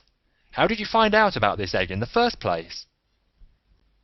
"The automatic compartment bulkheads on the Ludmilla were defective," he said. "It seems that this egg was buried among a lot of other crates in the dump cell of the hold." "What's a dump cell?" "It's a sea lock for getting rid of dangerous cargo. The bottom of it opens right to Davy Jones. Standard fitting for ships carrying explosives, radioactives, anything that might act up unexpectedly." "All right," I said. "Go ahead." "Well, there was a timer on the dump cell floor, set to drop the egg when the ship came up the river. That worked fine, but the automatic bulkheads that are supposed to keep the rest of the ship from being flooded while the cell's open didn't. At least, they didn't do a thorough job. The Ludmilla began to list, and the captain yelled for help. When the harbour patrol found the dump cell open, they called us in." "I see." I thought about it a moment. "In other words, you don't know whether the Ludmilla really laid an egg or not." "That's what I keep trying to explain to you, Dr. Harris. We don't know what she dropped, and we haven't any way of finding out. It could be a bomb, it could be anything. We're sweating everybody on board the ship now, but it's my guess that none of them know anything. The whole procedure was designed to be automatic." "All right, we'll take it," I said. "You've got divers down?" "Sure, but—" "We'll worry about the buts from here on. Get us a direct line from your barge to the big board here so we can direct the work. Better get on over there yourself." "Right." He sounded relieved. Official people have a lot of confidence in CIA. Too much in my estimation. Someday the job will come along that we can't handle, and then Washington will be kicking itself. Or more likely some scapegoat, for having failed to develop a comparable government department. Not that there was much prospect of Washington doing that. Official thinking had been running in the other direction for years. The precedent was Associated Universities Organization, which ran Brookhaven. CIA had been started the same way, by a loose corporation of universities and industries, all of which had wanted it to own an Ultimac, and no one of which had the money to buy one for itself. The Eisenhower administration, with its emphasis on private enterprise and concomitant reluctance to sink federal funds into projects of such size, had turned the two examples into a nice fat trend, which Ultimac herself said wasn't going to be reversed within the practicable lifetime of CIA. I buzzed 2 staffers, and in 5 minutes got Clark Cheney and Joan Hadamard, CIA's business manager and social science division chief respectively. The titles were almost solely for the benefit of the TO, that is, Clark and Joan do serve in those capacities, but said service takes about 2% of their capacities and their time. I shot them a couple of sentences of explanation, trusting them to pick up whatever else they needed from the tape, and checked the line to the diver's barge. It was already open. Anderton had gone to work quickly, and with decision, once he was sure we were taking on the major question. The television screen lit, but nothing showed on it but murky light, striped with streamers of darkness, slowly rising and falling. The audio went clonk, oing, oing, bonk, oing. Underwater noises, shapeless and characterless. "Hello out there in the harbour, this is CIA. Harris calling, come in please." "Monig here," the audio said. Boink, oing, oing. "Got anything yet?" "Not a thing, Dr. Harris," Monig said. "You can't see 3 inches in front of your face down here. It's too silty. We bumped into a couple of crates, but so far, no egg." "Keep trying." Cheney, looking even more like a bulldog than usual, was setting his stopwatch by one of the 8 clocks on Ultimac's face. "Want me to take the divers?" he said. "No, Clark, not yet. I'd rather have Joan do it for the moment." I passed the mic to her. "You'd better run a probability series first." "Check." He began feeding tape into the integrator's mouth. "What's your angle, Peter?" "The ship. I want to see how heavily shielded that dump cell is." "It isn't shielded at all," Anderton's voice said behind me. I hadn't heard him come in. "But that doesn't prove anything.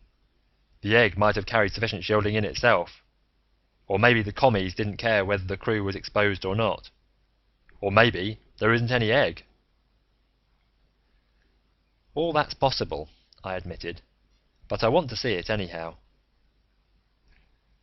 "Have you taken blood tests?" Joan asked Anderton.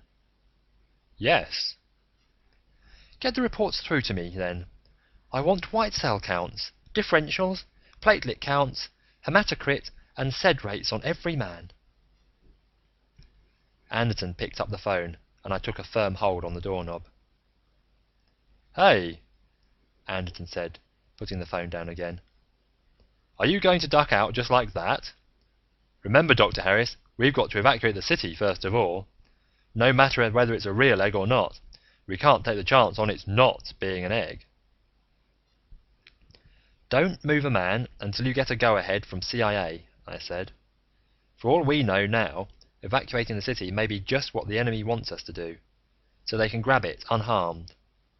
Or they may want to start a panic for some other reason, any one of 50 possible reasons." "You can't take such a gamble," he said grimly. "There are 8.5 million lives riding on it. I can't let you do it." "You passed your authority to us when you hired us," I pointed out. "If you want to evacuate without our okay, you'll have to fire us first. It'll take another hour to get that cleared from Washington, so you might as well give us the hour." He stared at me for a moment. His lips thinned. Then he picked up the phone again to order Joan's blood count, and I got out the door, fast. A reasonable man would have said that I found nothing useful on the Ludmilla except negative information. But the fact is that anything I found would have been a surprise to me. I went down looking for surprises. I found nothing but a faint trail to Abner Longman's brawn, most of which was 15 years old. There'd been a time when I'd known Braun, briefly, and to no profit to either of us, as an undergraduate majoring in social sciences.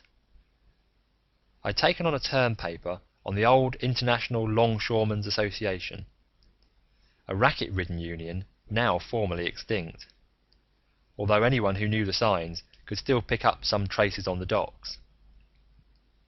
In those days, Braun had been the business manager of an insurance firm, the sole visible function of which had been to write policies for the ILA and its individual dock wallopers.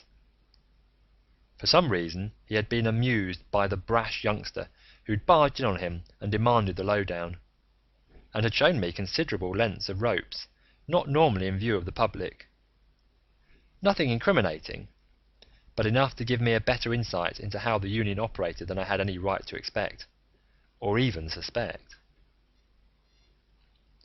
Hence, I was surprised to hear somebody on the docks remark that Braun was in the city over the weekend. It would never have occurred to me that he still interested himself in the waterfront, for he'd gone respectable with a vengeance. He was still a professional gambler, and according to what he had told the Congressional Investigation Committee last year, took a $30,000 to $50,000 a year at it. But his gambles were no longer concentrated on horses, the numbers, or shady insurance deals. Nowadays, what he did was called investment, mostly in real estate. Realtors knew him well as the man who had almost brought the Empire State Building. The almost in the equation stands for the moment when the shoestring broke.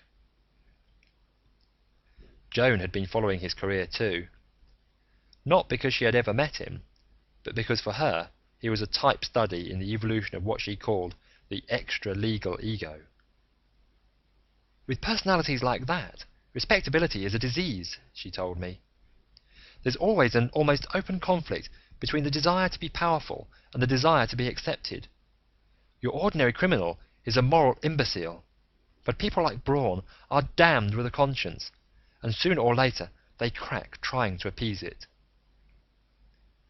I'd sooner try to crap a Timken bearing, I said. Braun's 10-point steel all the way through. Don't you believe it? The symptoms are showing all over him. Now he's backing Broadway plays, sponsoring beginning actresses, joining playwrights groups. He's the only member of Buskin and Brush who's never written a play, acted in one, or so much as pulled the rope to raise the curtain. That's investment, I said. That's his business. Peter, you're only looking at the surface. His real investments almost never fail, but the plays he backs always do. They have to. He's sinking money in them to appease his conscience, and if they were to succeed, it would double his guilt instead of salving it. It's the same way with the young actresses. He's not sexually interested in them. His type never is, because living a rigidly orthodox family life is part of the effort towards respectability. He's backing them to pay his debt to society. In other words, they're talismans to keep him out of jail. It doesn't seem like a very satisfactory substitute. Of course it isn't, Joan had said. The next thing he'll do is go in for direct public service, giving money to hospitals or something like that. You watch. She had been right. Within the year, Braun had announced the founding of an association for clearing the Detroit slum area where he had been born. The plainest kind of symbolic suicide. Let's not have any more Abner Longman's Brauns down here. It depressed me to see it happen, for next on Joan's agenda for Braun was an entry into politics as a fighting liberal. A new dealer, 20 years too late. Since I'm mildly liberal myself when I'm off duty, I hated to think what Braun's career might tell me about my own motives if I let it. All of which had nothing to do with why I was prowling around the Ludmilla. Or did it? I kept remembering Anderton's challenge. You can't take such a gamble. There are 8.5 million lives riding on it. That put it up into Braun's normal operating area all right. The connection was still hazy, but on the grounds that any link might be useful, I phoned him. He remembered me instantly. Like most uneducated, power-driven men, he had a memory as good as any machine's. "You never did send me that paper you was going to write," he said. His voice seemed absolutely unchanged, although he was in his 70s now. "You promised you would." "Kids don't keep their promises as well as they should," I said. "But I've still got copies, and I'll see to it that you get one this time. Right now, I need another favour. Something right up your alley." "CIA business?" "Yes. I didn't know you knew I was with CIA." Braun chuckled. "I still know a thing or two," he said. "What's the angle?" "That I can't tell you over the phone, but it's the biggest gamble there ever was, and I think we need an expert. Can you come down to CIA's central headquarters right away?" "Yeah, if it's that big. If it ain't, I got lots of business here, Andy, and I ain't going to be in town long. You sure it's top stuff?" "My word on it." He was silent a moment. Then he said, "Andy, send me your paper." "The paper?" "Sure, but—" Then I got it. I'd given him my word. "You'll get it," I said. "Thanks, Mr. Braun." I called headquarters and sent a messenger to my apartment to look for one of those long, dusty blue folders with the legal length sheets inside them, with orders to scorch it over to Braun without stopping to breathe more than once. Then I went back myself. The atmosphere had changed. Anderton was sitting by the big desk, clenching his fists and sweating. His whole posture telegraphed his controlled helplessness. Cheney was bent over a seismograph, echo sounding for the egg through the river bottom. If that even had a prayer of working, I knew he'd have had the trains of the Hudson and Manhattan stopped. Their rumbling course through the tubes would have blanked out any possible echo pit from the egg. "Wild goose chase," Joan said, scanning my face. "Not quite. I've got something, if I can just figure out what it is. Remember One-Shot Braun?" "Yes. What's he got to do with it?" "Nothing," I said, "but I want to bring him in. I don't think we'll lick this project before deadline without him." "What good is a professional gambler on a job like this? He'll just get in the way." I looked toward the television screen, which now showed an amorphous black mass jutting up from a foundation of even deeper black. "Is that operation getting you anywhere?" "Nothing's got us anywhere," Anderson interjected harshly. "We don't even know if that's the egg. The whole area is littered with crates. Harris, you've got to let me get that alert out." "Clark, how's the time going?" Cheney consulted the stopwatch. "Deadline in 20 minutes, he said. "All right, let's use those minutes. I'm beginning to see this thing a little clearer. Joan, what we've got here is a one-shot gamble, right?" "In effect," she said cautiously. "And it's my guess that we're never going to get the answer by diving for it. Not in time, anyhow. Remember when the Navy lost a barge load of shells in the harbour, back in '52? They scrabbled for them for a year and never pulled up a one. They finally had to warn the public that if it found anything funny looking along the shore, it shouldn't bang said object or shake it either. We're better equipped than the Navy was then, but we're working against the deadline." "If you'd admitted that earlier," Anderson said hoarsely, "we'd have 500,000 people out of the city by now. Maybe even 1,000,000.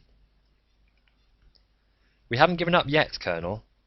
The point is this, Joan. What we need is an inspired guess. Get anything from the Prob series, Clark?"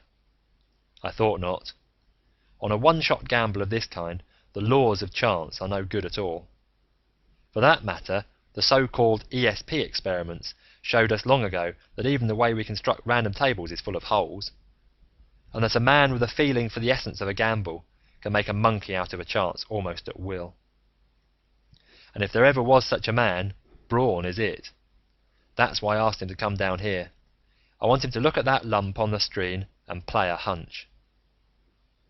"You're out of your mind," Anderton said. A decorous knock spared me the trouble of having to deny, affirm, or ignore the judgment. It was Braun.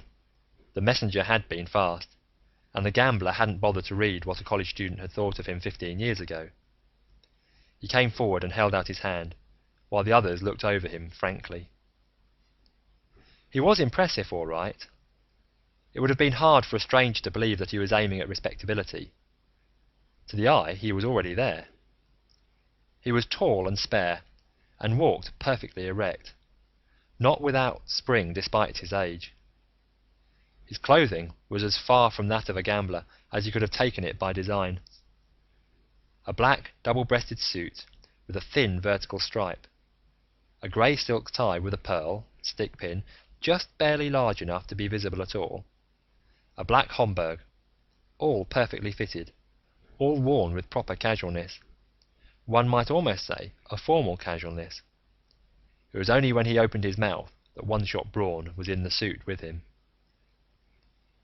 "I came over as soon as your runner got to me," he said. "What's the pitch, Andy?" "Mr. Braun, this is Joan Hadamard, Clark Cheney, Colonel Anderton. I'll be quick because we need speed now. A Polish ship has dropped something out in the harbour. We don't know what it is. It may be a hell bomb, or it may just be somebody's old laundry. Obviously, we've got to find out which, and we want you to tell us." Braun's aristocratic eyebrows went up. "Me? Hell, Andy, I don't know nothing about things like that. I'm surprised with you. I thought CIA had all the brains it needed. Ain't you got machines to tell you answers like that?" I pointed silently to Joan, who had gone back to work the moment the introductions were over. She was still on the mic to the divers. She was saying, "What does it look like?" "It's just a lump of something, Dr. Hadamard. Can't even tell its shape. It's buried too deeply in the mud." Clunk. Oing, oing. "Try the Geiger." "We did. Nothing but background." "Scintillation counter?" "Nothing, Dr. Hadamard. Could be it's shielded." "Let us do the guessing, Monig. All right, maybe it's got a clockwork fuse that didn't break with the impact, or a gyroscopic fuse. Stick a stethoscope on it and see if you pick up a ticking or anything that sounds like a motor running." There was a lag, and I turned back to Braun. "As you can see, we're stymied. This is a long shot, Mr. Braun. One throw of the dice. One showdown hand. We've got to have an expert call it for us. Somebody with a record of hits on long shots. That's why I called you." "It's no good," he said. He took off the Homburg, took his handkerchief from his breast pocket, and wiped the hatband. "I can't do it." "Why not?" "It ain't my kind of thing," he said. "Look, I never in my life run odds on anything that make any difference. But this makes a difference. If I guess wrong..." "Then we're all dead ducks." "But why should you guess wrong? Your hunches have been working for 60 years now." Braun wiped his face. "No, you don't get it. I wish you'd listened to me. Look, my wife and my kids are in the city. It ain't only my life, it's theirs too. That's what I care about. That's why it's no good. On things that matter to me, my hunches don't work." I was stunned, and so, I could see, were Joan and Cheney. I suppose I should have guessed it, but it had never occurred to me. "10 minutes," Cheney said. I looked up at Braun. He was frightened. And again, I was surprised, without having any right to be. I tried to keep at least my voice calm. "Please try it anyhow, Mr. Braun. As a favour. It's already too late to do it any other way, and if you guess wrong, the outcome won't be any worse than if you don't try at all." "My kids," he whispered. I don't think he knew that he was speaking aloud. I waited. Then his eyes seemed to come back to the present. All right, he said. I told you the truth, Andy. Remember that. So, is it a bomb or ain't it? That's what's up for grabs, right? I nodded. He closed his eyes. An unexpected stab of pure fright went down my back. Without the eyes, Braun's face was a death mask. The water sounds and the irregular ticking of a Geiger counter seemed to spring out from the audio speaker, 4 times as loud as before. I could even hear the pen of the seismograph scribbling away, until I looked at the instrument and saw that Clark had stopped it, probably long ago. Droplets of sweat began to form along Braun's forehead and his upper lip. The handkerchief remained crushed in his hand. Anderton said, "Of all the fool!" "Hush!" Jones said quietly. Slowly, Braun opened his eyes. "All right," he said. "You guys wanted it this way. I say it's a bomb." He stared at us for a moment more, and then, all at once, the Timkin bearing burst. Words poured out of it. "Now, you guys do something. Do your job like I did mine. Get my wife and kids out of there. Empty the city. Do something. Do something!" Anderton was already grabbing for the phone. "You're right, Mr. Braun, if it isn't already too late." Cheney shot out a hand and caught Anderton's telephone arm by the wrist. "Wait a minute," he said. "What do you mean, wait a minute? Haven't you already shot enough time?" Cheney did not let go.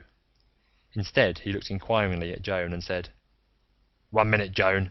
You might as well go ahead." She nodded and spoke into the mic. "Monig, unscrew the cap." "Unscrew the cap?" the audio squawked. "But, Dr. Hadamard, if that sets it off..." "It won't go off. That's the one thing you can be sure it won't do." "What is this?" Anderton demanded. "What's this deadline stuff, anyhow?"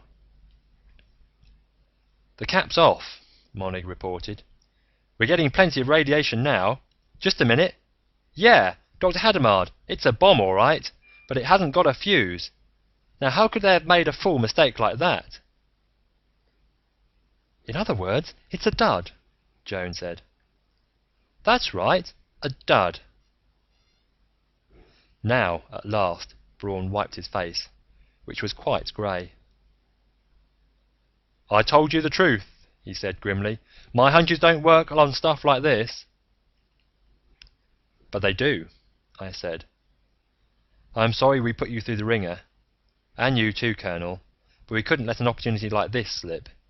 It was too good a chance for us to test how our facilities would stand up in a real bomb drop." "A real drop?" Anderton said. "Are you trying to say that CIA staged this? You ought to be shot, the whole pack of you." "No, not exactly," I said. "The enemy's responsible for the drop, all right. We got word last month from our man in Gdynia that they were going to do it, and that bomb would be on board the Ludmilla. As I say, it was too good an opportunity to miss. We wanted to find out just how long it would take us to figure out the nature of the bomb, which we didn't know in detail after it was dropped here, so we had our people in Gdynia defuse the thing after it was put on board the ship, but otherwise leave it entirely alone. Actually, you see, your hunch was right on the button as far as it went. We didn't ask you whether or not the object was a live bomb. We asked whether it was a bomb or not. You said it was, and you were right." The expression on Braun's face was exactly like the one he had worn while he had been searching for his decision, except that since his eyes were open, I could see that it was directed at me. "If this was the old days," he said in an ice-cold voice, "I might have made the Colonel's idea come true. I don't go in for tricks like this, Andy." "It was more than a trick," Clark put in. "You'll remember we had a deadline on the test, Mr. Braun. Obviously in a real drop, we wouldn't have all the time in the world to figure out what kind of thing had been dropped. If we had still failed to establish that when the deadline ran out, we would have had to allow evacuation of the city, with all the attendant risk that that was exactly what the enemy wanted us to do. So, we failed the test, I said. At 1 minute short of the deadline, Joan had the divers unscrew the cap.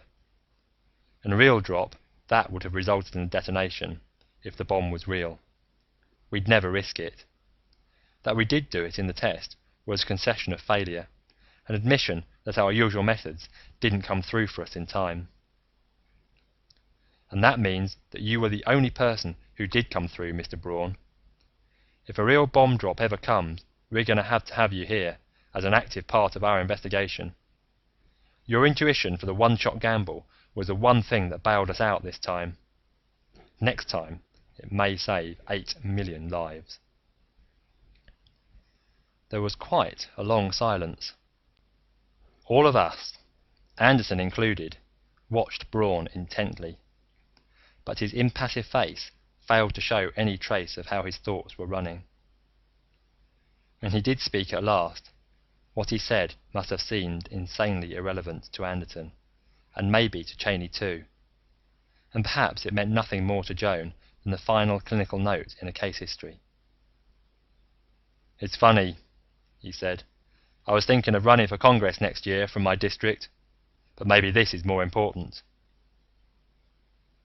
It was, I believe, the sigh of a man at peace with himself. Recording by Anton Epp.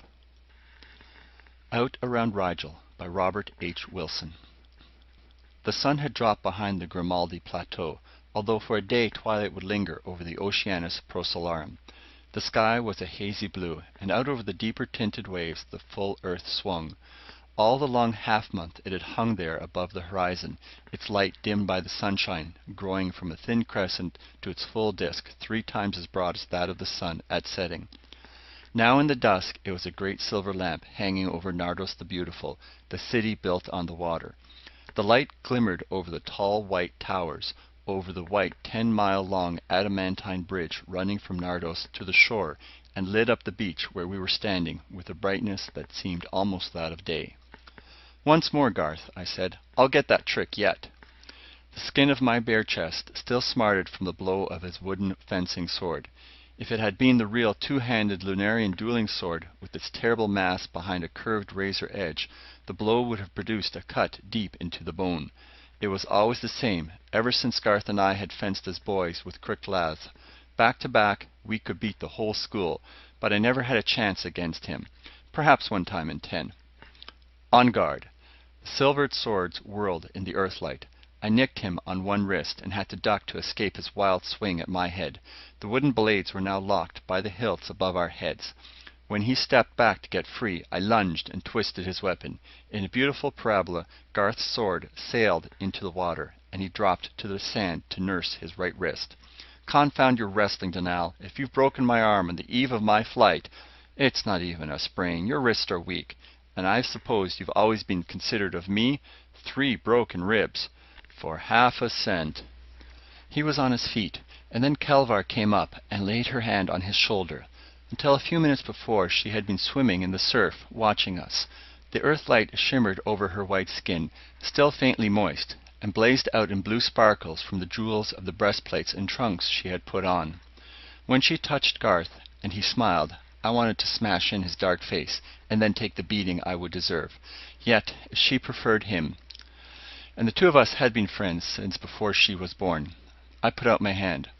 "Whatever happens, Garth, we'll still be friends?" "Whatever happens." We clasped hands. "Garth," Kevlar said, "it's getting dark. Show us your ship before you go." "All right." He had always been like that. 1 minute in a black rage, the next perfectly agreeable. Now he led the way up to a cliff hanging over the sea. "There," said Garth, "is the comet, our greatest step in conquering distance. After I've tried it out, we can go in a year to the end of the universe. But for a starter, how about 1,000 light years around Rigel in 6 months? His eyes were afire. Then he calmed down. "Anything I can show you?" Editor's note. The manuscript, of which a translation is here presented, was discovered by the rocket ship expedition to the moon 3 years ago. It It was found in its box by the last crumbling ruins of the great bridge mentioned in the narrative. Its final translation is a tribute at once to the philological skill of the Earth and to the marvelous dictionary provided by Dunal, the Lunarian. Stars and lunar localities will be given their traditional Earth names, and measures of time, weight, and distance have been reduced, in round numbers, to terrestrial equivalents. Of the spaceship described, the comet, no trace has been found. It must be buried under the rim of one of the hundreds of nearby lunar craters. The result, as some astronomers have long suspected, and as Dunal's story verifies, of a great swarm of meteors striking the unprotected, airless moon. I had seen the comet before, but never so close. With a hull of shining helioberyllium, the new light, inactive alloy of a metal and a gas, the ship was a cylinder about 20 feet long by 15 in diameter, while a pointed nose stretched 5 feet farther at each end. Fixed at each point was a telescopic lens, while there were windows along the sides and at the top, all made, Garth informed us, of another form of the alloy almost as strong as the opaque variety. Running halfway around each end were 4 fins, which served to apply the power driving the craft.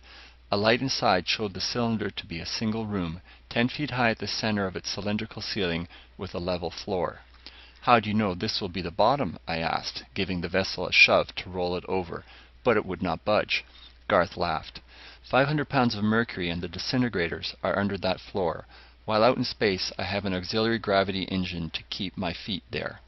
You see, since your mathematical friends derived their identical formulas for gravity and electromagnetism, my job was pretty easy. As you know, a falling body follows the line of least resistance in a field of distortion of space caused by mass.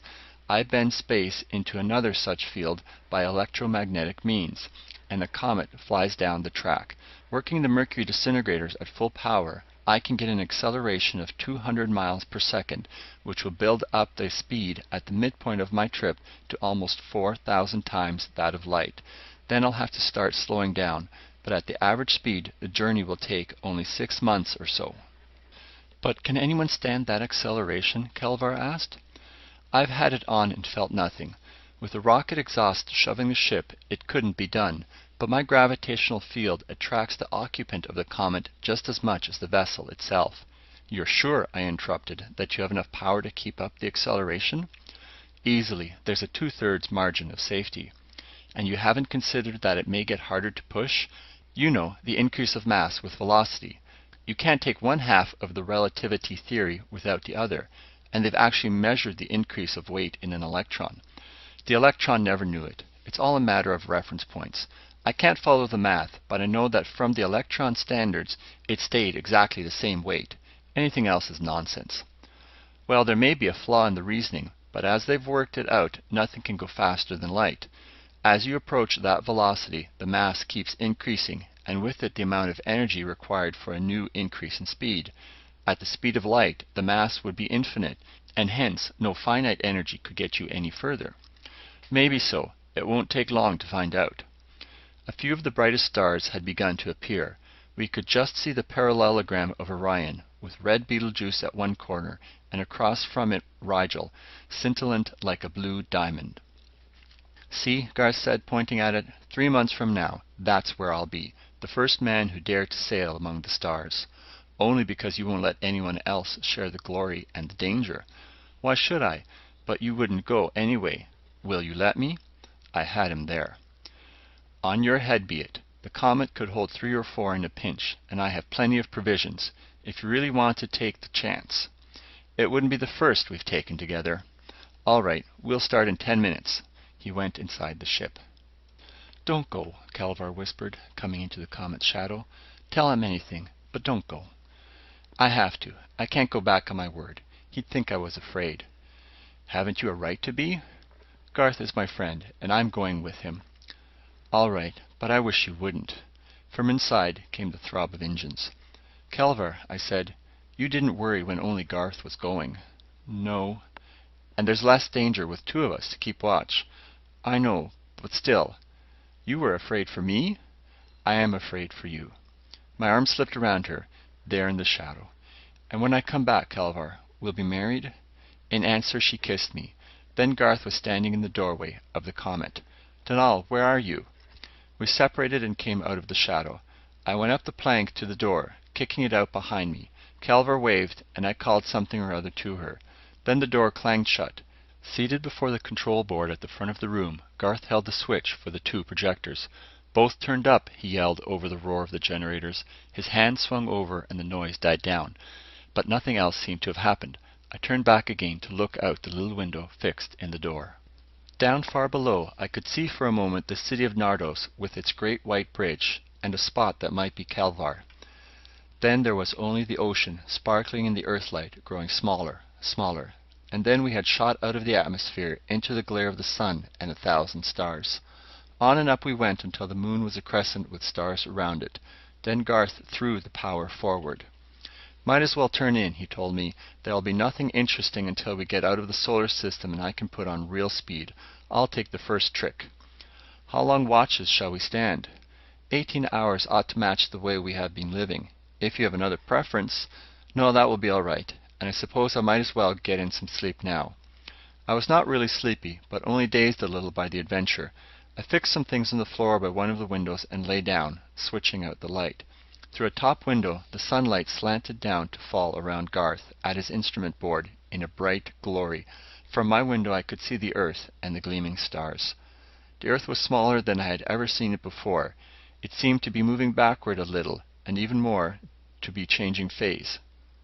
I closed my eyes, and when I opened them again, sleepily, the bright area was perceptibly smaller. If I could stay awake long enough, there would only be a crescent again. If I could stay awake, but I could not. Only the rattling of dishes as Garth prepared breakfast brought me back to consciousness. I got to my feet sheepishly. "How long have I slept?" 20 hours straight. You looked as if you might have gone on forever. It's a lack of disturbance to indicate time. I got in a little myself, once we were out of the solar system. A sandwich in one hand, I wandered over the vessel. It was reassuringly solid and concrete, and yet there was something lacking. "Garth," I asked, "what's become of the sun?" "I thought you'd want to know that." He led me to the rear telescope. "But I don't see anything."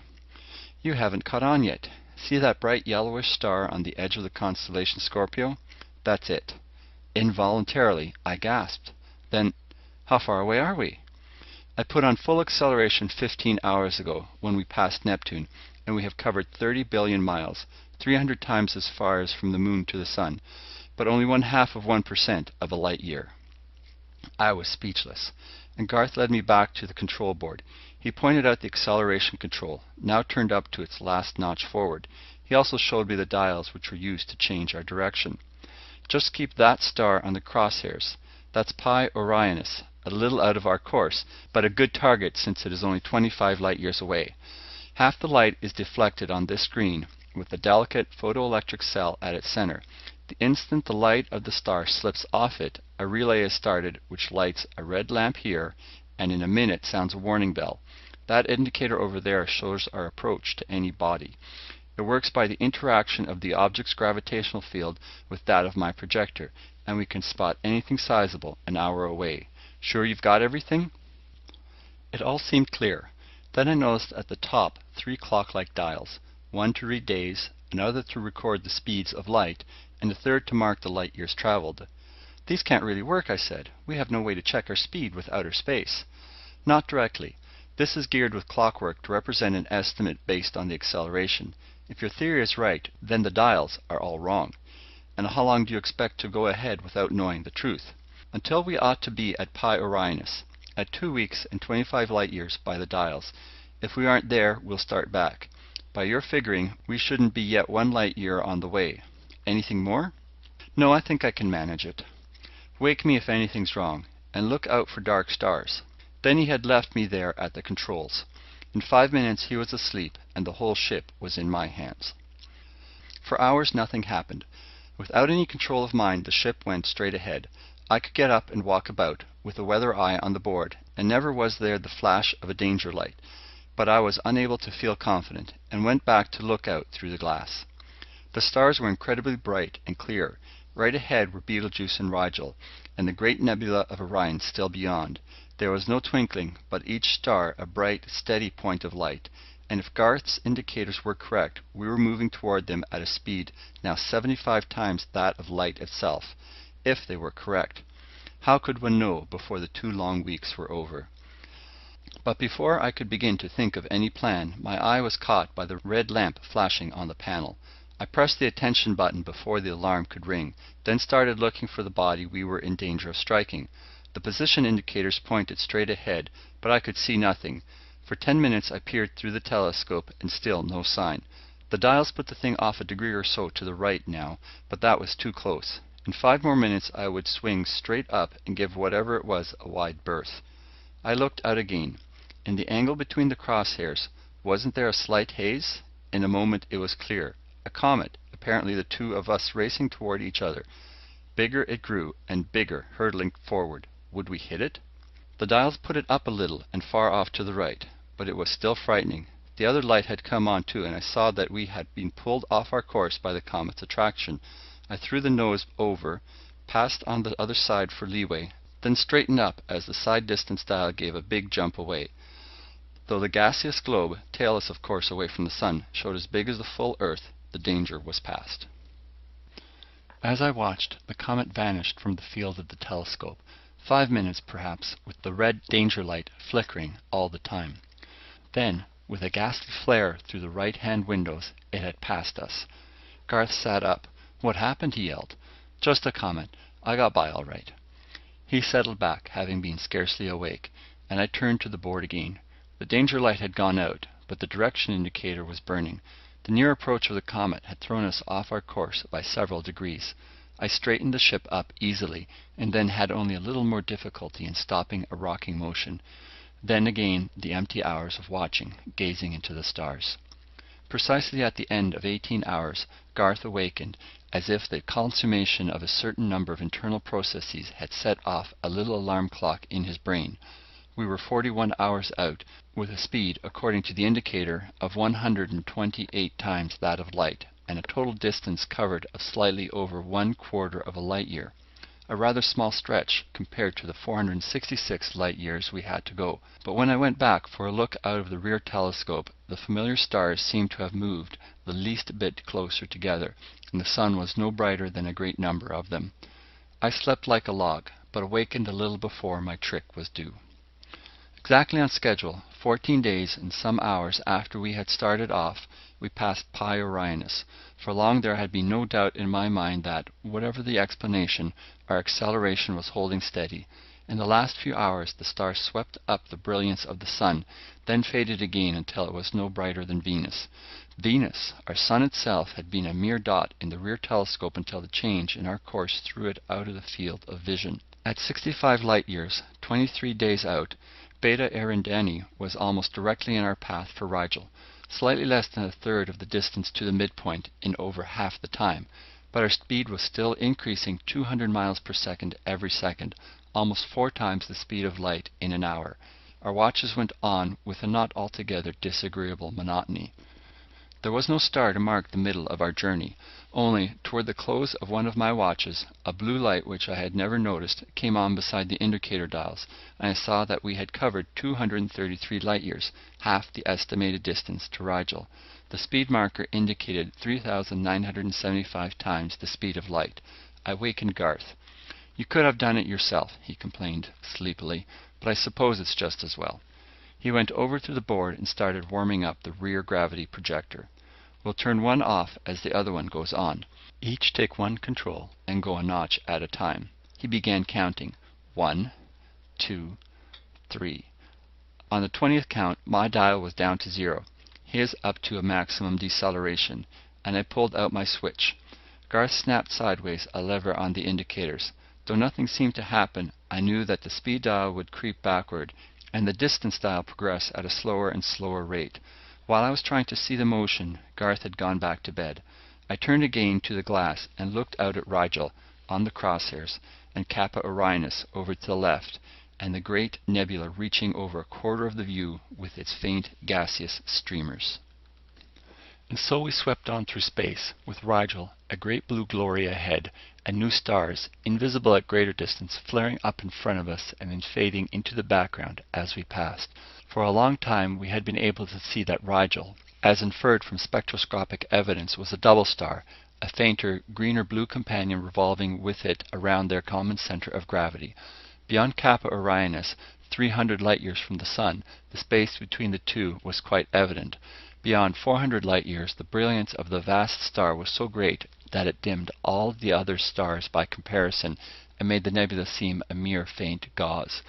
And yet even with this gradual change, our arrival was a surprise. When he relieved me at my watch, Garth seemed dissatisfied with our progress. It must be further than they figured. I'll stick at 25 times light speed and slow down after we get there by taking an orbit. I'd have said it was nearer than that estimate, I tried to argue, but was too sleepy to remember my reasons. Propped up on one elbow, I looked around and out at the stars. There was a bright splash of light, I noticed, where the telescope concentrated the radiation of Rigel at one spot on the screen. I slept, and then Garth was shouting in my ear, "We're there!" I opened my eyes, blinked, and shut them again in the glare. I've gone around 3 or 4 times trying to slow down. We're there, and there's a planet to land on. At last I could see. Out the window opposite me, Rigel was a blue-white disk, half the size of the Sun, but brighter, with the companion star a sort of faint reflection 5 or 10 degrees to one side.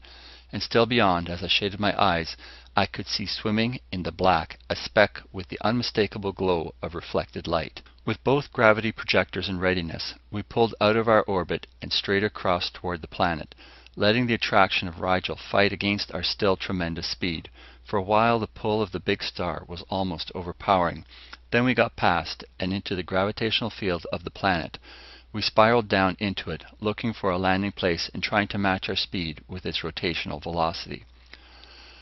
From rather unreliable observations, the planet seemed a good deal smaller than the Moon, and yet so dense as to have a greater gravitational attraction. The atmosphere was cloudless, and the surface a forbidding expanse of sand. The globe whirled at a rate that must give it a day of approximately 5 hours. We angled down, picking a spot just within the lighted area. A landing was quite feasible. As we broke through the atmosphere, we could see that the sand, although blotched with dark patches here and there, was comparatively smooth. At one place there was a level outcropping of rock, and over this we hung. It was hard work watching through the single small port in the floor as we settled down. Finally the view was too small to be of any use. I ran to the side window, only to find my eyes blinded by Rigel's blaze. Then we had landed, and almost at the same moment Rigel set. Half overlapped by the greater star, the faint companion had been hidden in its glare. Now, in the dusk, a corner of it hung ghost-like on the horizon, and then too had disappeared. I flashed on our lights, while Garth cut out the projector and the floor gravity machine. The increase in weight was apparent, but not particularly unpleasant. After a few minutes of walking up and down, I got used to it. Through a stopcock in the wall, Garth had drawn in a tube of gas from the atmosphere outside and was analyzing it with a spectroscope. "We can go out," he said. "It's unbreathable, but we'll be able to use the spacesuits. Mostly fluorine. It would eat your lungs out like that. And the suits?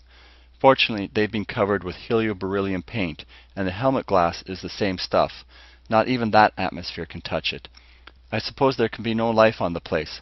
With all this sand, it would have to be based on silicon instead of carbon, and it would have to breathe fluorine." He got out the suits, rather like a diver's, with the body of metal painted cloth, and the helmet of the metal itself. On the shoulders was an air supply cylinder. The helmets were fixed with radio, so we could have talked to each other even in airless space. We said almost anything to try it out. "Glad you brought 2, and we don't have to explore in shifts." "Yes, I was prepared for emergencies." "Shall we wait for daylight to go out?" "I can't see why, and these outfits will probably feel better in the cool. Let's see." We shot a searchlight beam out the window. There was a slight drop down from the rock where we rested, then the sandy plain stretching out. Only far off were those dark patches that looked like old seaweed on a dried-up ocean bed, and might prove dangerous footing. The rest seemed hard-packed. My heart was pounding as we went into the airlock and fastened the inner door behind us. "We go straight out now," Garth explained. "Coming back, it will be necessary to press this button and let the pump get rid of the poisonous air before going in." I opened the outer door and started to step out, then realized that there was a 5-foot drop to the ground. Go ahead and jump, Garth said. There's a ladder inside I should have brought, but it would be too much trouble to go back through the lock for it. Either of us can jump 8 feet at home, and we'll get back up somehow.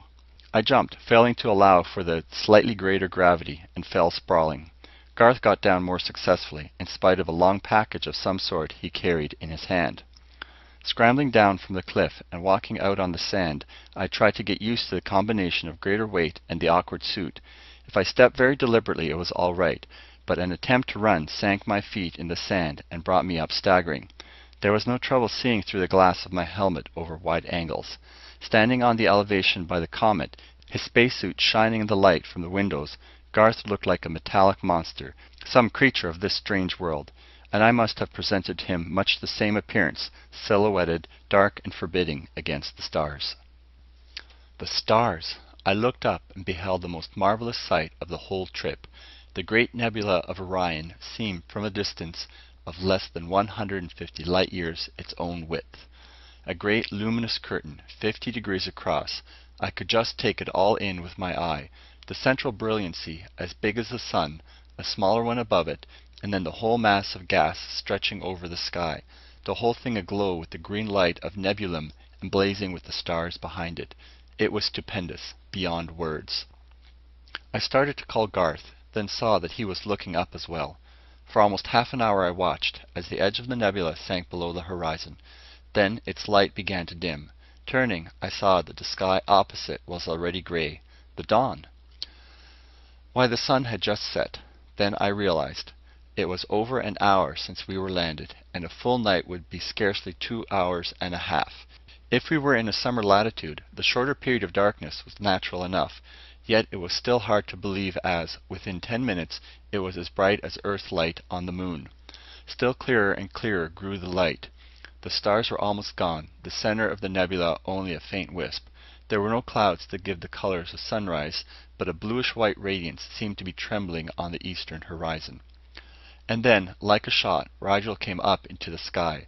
The light and heat struck me like something solid, and I turned away. Even with my suit reflecting most of the light away, I felt noticeably warm. The comet shone like a blinding mirror, so that it was almost impossible to see Garth on the plain below it. Stumbling and shielding my eyes with my hand, I made my way toward him. He was standing erect, in his hands 2 old Lunarian dueling swords. There was hate in his voice as the radio brought it to my ears. Denal, only one of us is going back to the moon. I stared. Was the heat getting him? Hadn't we better go inside? I said, quietly and somewhat soothingly. He made no reply, but only held out one of the hilts. I took it dumbly. In that instant he could have struck my head from my body if he wished. But Garth, old friend. No friend to you. You shall win Kelvar now, or I. I'm giving you a sporting chance. One of your light cuts letting the fluorine inside will be as deadly as anything I can do. The one who does go back will tell of an accident, making repairs out in space. Damn you, if you don't want me to kill you where you stand, come on and fight. Garth, you've gone mad. I've been waiting ever since I got you here to leave the moon. On guard. With a rush of anger I was upon him. He tried to step back, stumbled, had one knee to the ground, then hurled himself forward with a thrust at my waist that I dodged only by an inch. I had to cover, and in spite of myself, with the cool work of parrying, my animosity began to disappear. And so began one of the strangest battles that the universe has ever seen. Lumbering with our suits and the extra gravity, we circled each other under the blazing sky. The blue-white of Rigel shimmered off our suits and the arcs of our blades as well as we cut and guarded, each wary now, realizing that a touch meant death. As that terrible sun climbed upward in the sky, its heat was almost overpowering. The sweat poured off every inch of my body, and I gasped for breath.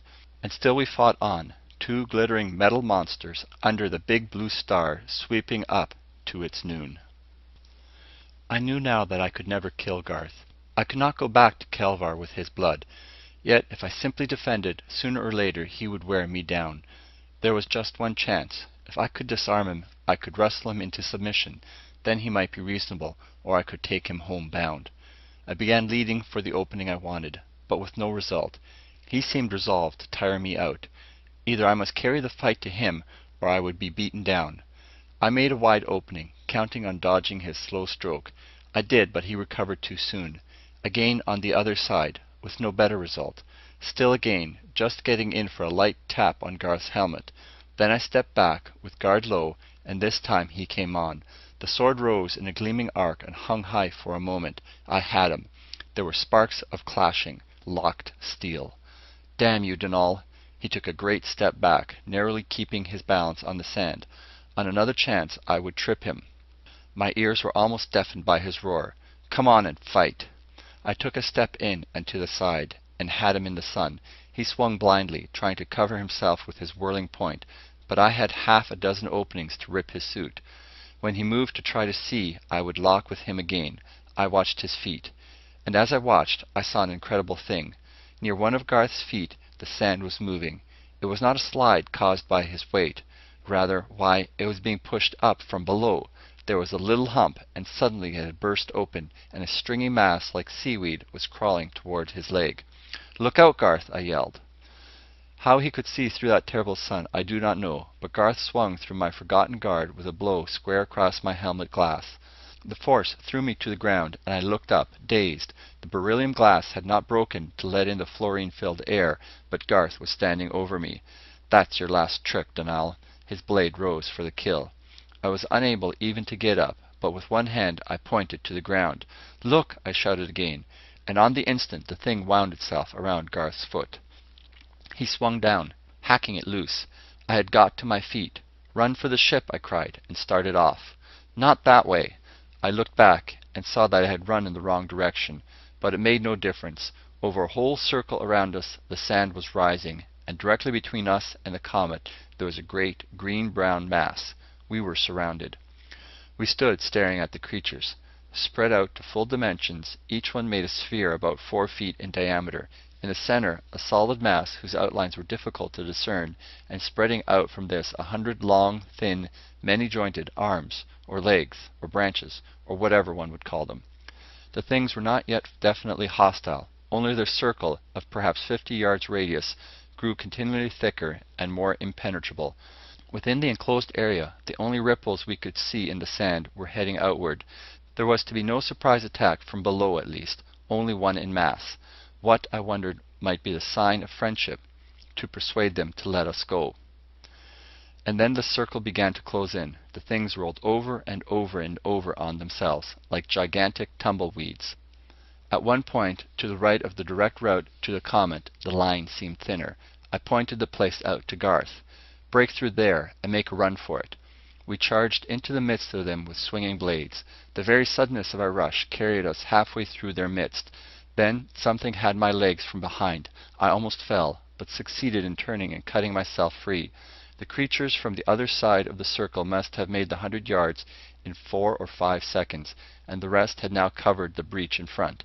It was hopeless. And so we stood back to back, hewing out a circle of protection against our enemies. They seemed to have no fear, and in spite of the destruction our blades worked among them, they almost overcame us by sheer numbers and weight. It was a case of whirling our swords back and forth interminably in the midst of their tentacles. Against the light, the long arms were a half-transparent brown. Our swords broke them in bright slivers. Formed from the predominant silicon of the planet, the creatures were living glass. For perhaps a quarter of an hour we were in the thick of them, hewing until I thought my arms must fall, slashing and tearing at the ones that had got underfoot and were clamping their tentacles around our legs. Only for the spacesuits we should have by this time been overpowered and torn into bits, and yet these garments could not be expected to hold on indefinitely. But at last there was a breathing space. The crippled front ranks dragged themselves away, and there was left around us a brief area of sand, covered with coruscating splinters of glass. Garth got the breath to say something or other encouraging. It was like the old days at school. Only this time the odds were all against us.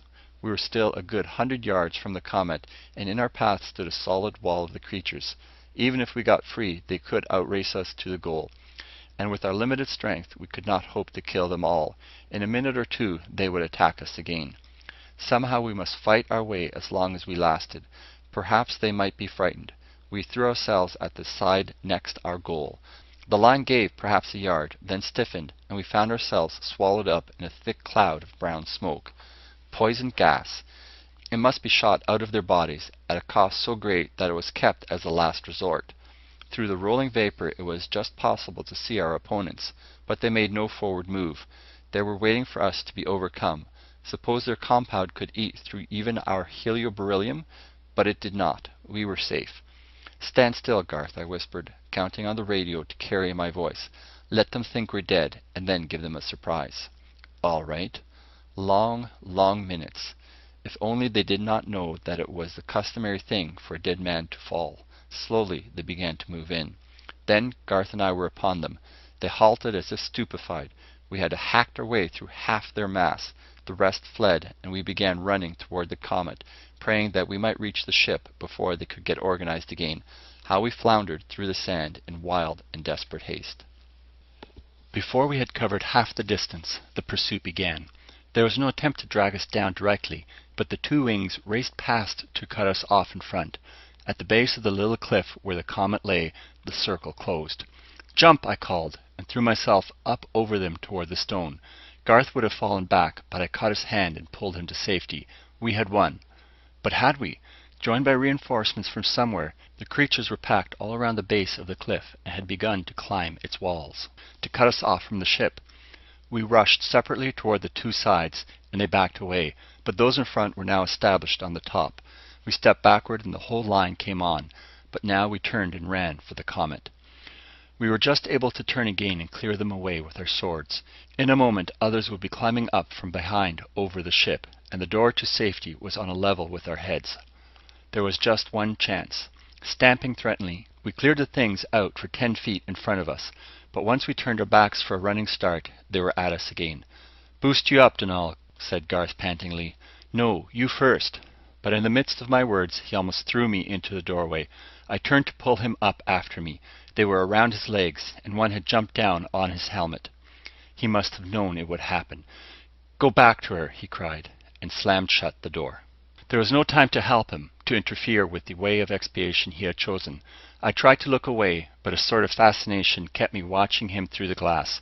He had been dragged to his knees. Then he was up again, whirling to keep them away on all sides in a mad, gallant fight. But the creatures knew it was the kill. Now they were around his knees, now up to his waist in their overpowering mass. It was only a matter of minutes. Garth took a staggering step backwards, dragging them all with him. He was facing me, and swung up his sword in the old lunar salute. "Good luck, Donal." The words, coming clearly over the radio, had a note of exultation.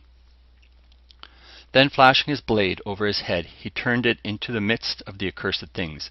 With a tremendous effort, Garth tore the protecting helmet from his head and plunged backward over the cliff. There was nothing to do but get in out of the lock and start for home, and little on the trip is worthy of recounting. Without unsurpassable difficulty, I was able to operate the machinery and steer, first for Betelgeuse, then for the sun. Counting on the warning bells to arouse me, I managed to get in snatches of sleep at odd intervals. At times, the strain of the long watches was almost maddening. By the time the midpoint had passed, I was living in a sort of waking dream, or rather a state of somnambulism. I ate, my hands moved the controls, and yet all the while my mind was wandering elsewhere, out to Garth's body under the blazing light of Rigel, back to the moon and Kelvar, or else in an unreal, shadowy world of dreams and vague memories. With perfect mechanical accuracy, I entered the solar system and adjusted the projectors for the sun's attraction. Running slower and slower, I watched Venus glide by, and then gradually everything faded, and I was walking along the great Nardos Bridge with Kelvar. The ocean was so still that we could see mirrored in it the reflection of each white column, and our own faces peering down, and beyond that the stars.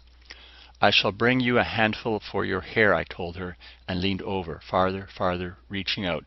Then I was falling, with Kelvar's face growing fainter, and in my ears a horrible ringing like the world coming to an end. Just before I could strike the water, I wakened to find the alarm bell jangling, and the object indicator light flashing away. Through the telescope, the moon was large in the sky. It was an hour, perhaps two, before I approached the sunlit surface and hovered over the shore by Nardos. Try as I would, my sleep-drugged body could not handle the controls delicately enough to get the comet quite in step with the moon's rotation, always a little too fast or a little too slow. I slid down until I was only 10 or 15 feet off the ground that seemed to be moving out from under me. In another minute I should be above the water. I let everything go, and the comet fell. There was a thud, a sound of scraping over the sand, a list to one side. I thought for an instant that the vessel was going to turn over, but with the weight of the reserve mercury in the fuel tanks, it managed to right itself on a slope of 10 or 15 degrees. From the angle, I could barely see out the windows, and everything looked strange. The water under the bridge seemed too low. The half-full earth had greenish-black spots on it. And the sky? So dead with sleep that I could scarcely move, I managed to crane my neck around to see better. There was no sky, only a faint grey haze through which the stars shone, and yet the sun must be shining. I stretched still further. There the sun burned, and around it was an unmistakable corona. It was like airless space. Was I dreaming again? With a jerk, I got to my feet and climbed up the sloping floor to the atmosphere tester. My fingers slipped off the stopcock, then turned it, and the air pressure needle scarcely moved. It was true. Somehow, as the scientists had always told us would be the case, eventually the air of the moon, with so little gravity to hold it back, had evaporated into space. But in 6 months? It was unthinkable. Surely someone had survived the catastrophe. Some people must have been able to keep themselves alive in caves where the last of the atmosphere would linger. Calvar must still be alive. I could find her and bring her to the comet. We would go to some other world. Frantically, I pulled on my spacesuit and clambered through the airlock. I ran until the cumbersome suit slowed me down to a staggering walk through the sand beside the Oceanus Procellarum. Leaden and dull, the great sea lay undisturbed by the thin atmosphere still remaining. It had shrunk by evaporation far away from its banks, and where the water once had been there was a dark incrustation of impurities.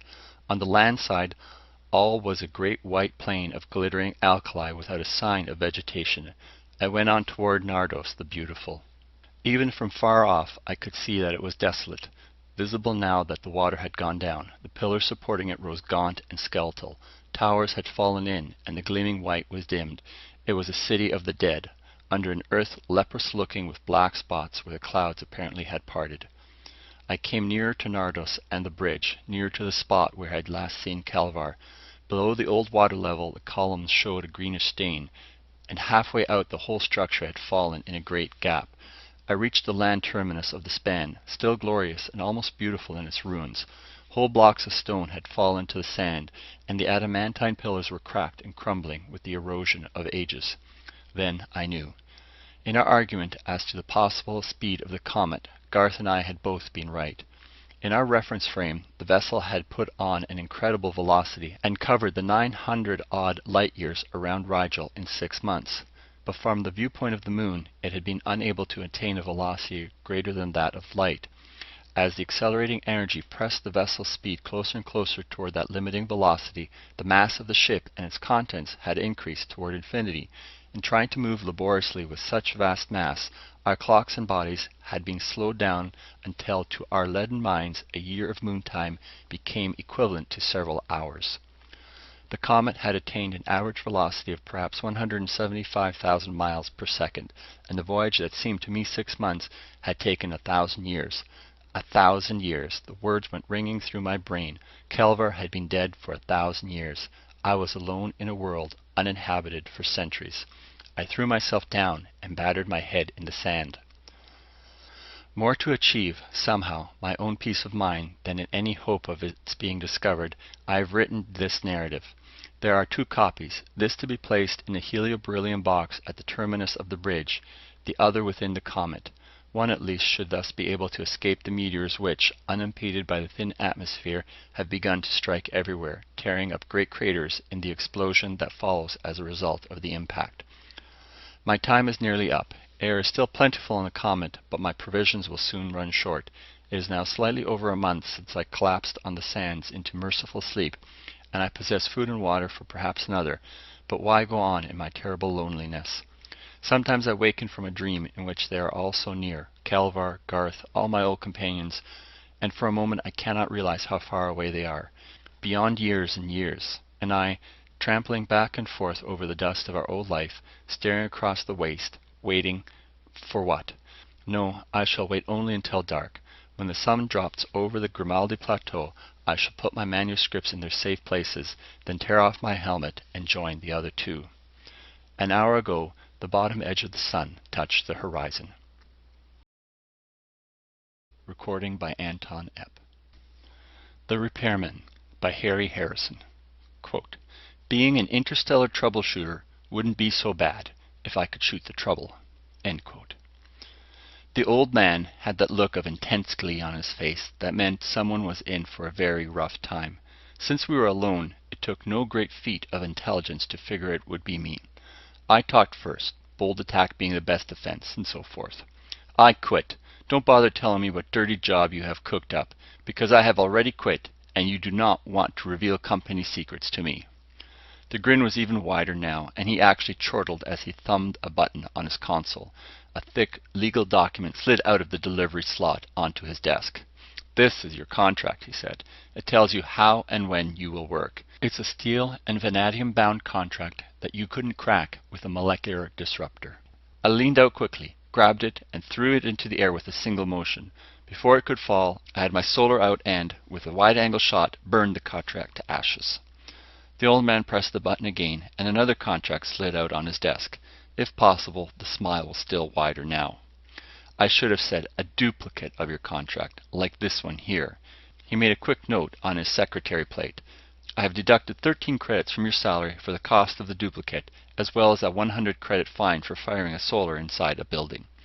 I slumped, defeated, waiting for the blow to land. The old man fondled my contract. "According to this document, you can't quit, ever. Therefore, I have a little job I know you'll enjoy. Repair job. The Centauri beacon has shut down. It's a Mark III beacon." "What kind of beacon?" I asked him.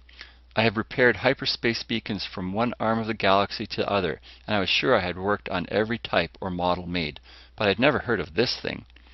"Mark III," the old man reported, practically chortling. "I have never heard of it either until records dug up the specs. They found them buried in the back of their oldest warehouse. This was the earliest type of beacon ever built, by Earth no less. Considering its location on one of the Proxima Centauri planets, it might very well be the first beacon." I looked at the blueprints he handed me and felt my eyes glaze with horror. "It's a monstrosity. It looks more like a distillery than a beacon. It must be at least a few hundred meters high. I'm a repairman, not an archaeologist. This pile of junk is over 2,000 years old. Forget about it and build a new one." The old man leaned over his desk, breathing into my face. "It would take a year to install a new beacon, besides being too expensive. And this relic is on one of the main routes. We have ships making 15 light-year detours now." He leaned back, wiped his hands on his handkerchief, and gave me Lecture 44 on company duty and my troubles. "This department is officially called Maintenance and Repair, when it really should be called Troubleshooting. Hyperspace beacons are made to last forever, or damn close to it. When one of them breaks down, it is never an accident. And repairing the thing is never a matter of just plugging in a new part." He was telling me, the guy who did the job, while he sat back on his fat paycheck in an air-conditioned office. He rambled on. "How I wish that were all it took. I would have a fleet of parts ships and junior mechanics to install them. But it's not like that at all. I have a fleet of expensive ships that are equipped to do almost anything, manned by a bunch of irresponsibles like you." I nodded moodily at his pointing finger. "How I wish I could fire you all. Combination space jockeys, mechanics, engineers, soldiers, con men, and anything else it takes to do the repairs.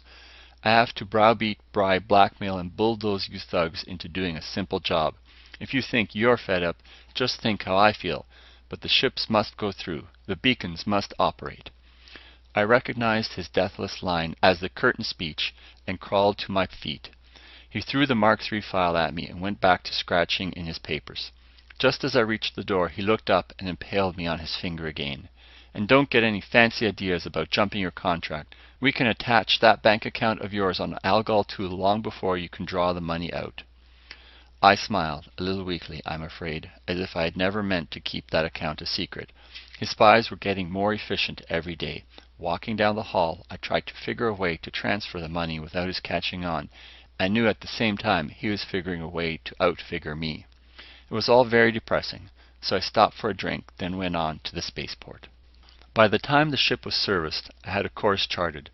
The nearest beacon to the broken-down Proxima Centauri beacon was on one of the planets of Beta Circinus, and I headed there first, a short trip of only about 9 days in hyperspace. To understand the importance of the beacons, you have to understand hyperspace. Not that many people do, but it is easy enough to understand that in this non-space, the regular rules don't apply. Speed and measurements are a matter of relationship, not constant facts like the fixed universe. The first ships to enter hyperspace had no place to go, and no way to even tell if they had moved. The beacon solved that problem and opened the entire universe. They are built on planets and generate tremendous amounts of power. This power is turned into radiation that is punched through into hyperspace. Every beacon has a code signal as part of its radiation and represents a measurable point in hyperspace. Triangulation and quadrature of the beacons works for navigation, only it follows its own rules. The rules are complex and variable, but there are still rules that a navigator can follow. For a hyperspace jump, you need at least 4 beacons for an accurate fix. For long jumps, navigators use as many as 7 or 8, so every beacon is important and everyone has to keep operating. That is where I and the other troubleshooters came in. We travel in well-stocked ships that carry a little bit of everything. Only 1 man to a ship, because that is all it takes to operate the overly efficient repair machinery. Due to the very nature of our job, we spend most of our time just rocketing through normal space. After all, when a beacon breaks down, how do you find it? Not through hyperspace. All you can do is approach as close as you can by using other beacons, then finish the trip in normal space. This can take months, and often does. This job didn't turn out to be quite that bad. I zeroed on the Beta Circinus beacon and ran a complicated 8-point problem through the navigator, using every beacon I could get an accurate fix on. The computer gave me a course with an estimated point of arrival as well as a built-in safety factor I could never eliminate from the machine. I would much rather take a chance of breaking through near some star than spend time just barreling through normal space. But apparently tech knows this too. They had a safety factor built into the computer so you couldn't end up inside a star no matter how hard you tried. I'm sure there was no humaneness in this decision. They just didn't want to lose the ship. It was a 20-hour jump, ship's time, and I came through in the middle of nowhere. The robot analyzer chuckled to itself and scanned all the stars, comparing them to the spectra of Proxima Centauri. It finally rang a bell and blinked a light. I peeped through the eyepiece.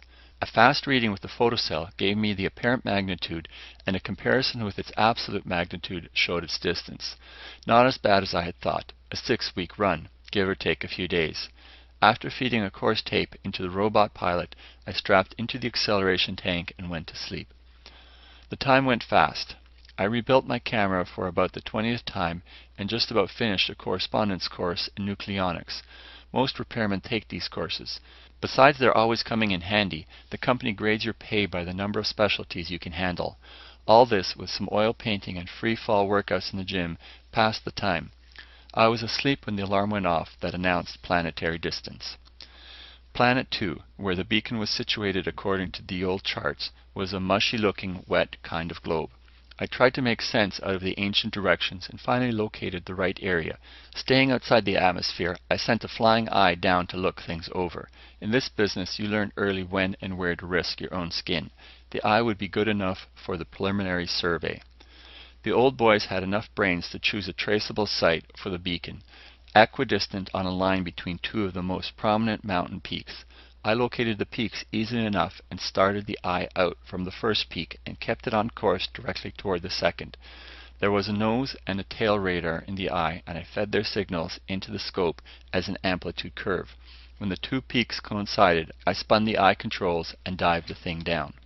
I cut out the radar and cut in the noise orthicon and sat back to watch the beacon appear on the screen. The image blinked, focused, and a great damn pyramid swam into view. I cursed and wheeled the eye in circles, scanning the surrounding country. It was flat, marshy bottom land without a bump. The only thing in a 10-mile circle was this pyramid, and that definitely wasn't my beacon. Or was it?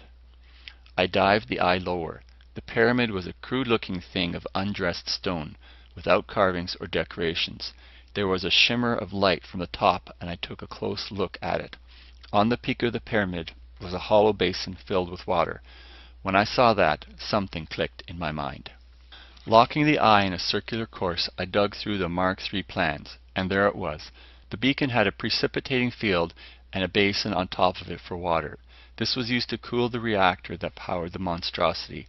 If the water was still there, the beacon was still there, inside the pyramid. The natives, who, of course, weren't even mentioned by the idiots who constructed the thing, had built a nice, heavy, thick stone pyramid around the beacon. I took another look at the screen and realized that I had locked the eye into a circular orbit about 20 feet above the pyramid. The summit of the local stone pile was now covered with lizards of some type, apparently the local life form. They had what looked like throwing sticks and arbalests and were trying to shoot down the eye, a cloud of arrows and rocks flying in every direction. I pulled the eye straight up and away and threw in the control circuit that would return it automatically to the ship. Then I went to the gallery for a long, strong drink. My beacon was not only locked inside a mountain of handmade stone, but I had managed to irritate the things who had built the pyramid. A great beginning for a job, and one clearly designed to drive a stronger man than me to the bottle. Normally a repairman stays away from the natives' cultures. They are poison. Anthropologists may not mind being dissected for their science, but a repairman wants to make no sacrifices of any kind for his job. For this reason, most beacons are built on uninhabited planets. If a beacon has to go onto a planet with a culture, it is usually built in some inaccessible place. Why this beacon had been built within reach of the local claws, I had yet to find out, but that would come in time. The first thing to do was make contact. To make contact, you have to know the local language. And for that, I had long before worked out a system that was foolproof. I had a pry eye of my own construction. It looked like a piece of rock about a foot long. Once on the ground, it would never be noticed, though it was a little disconcerting to see it float by. I located a lizard town about 1,000 kilometers from the pyramid and dropped the eye.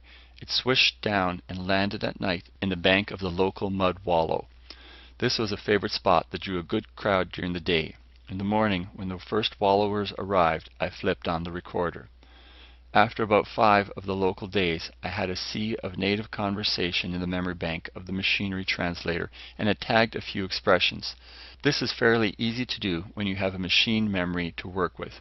One of the lizards gargled at another one, and the second one turned around.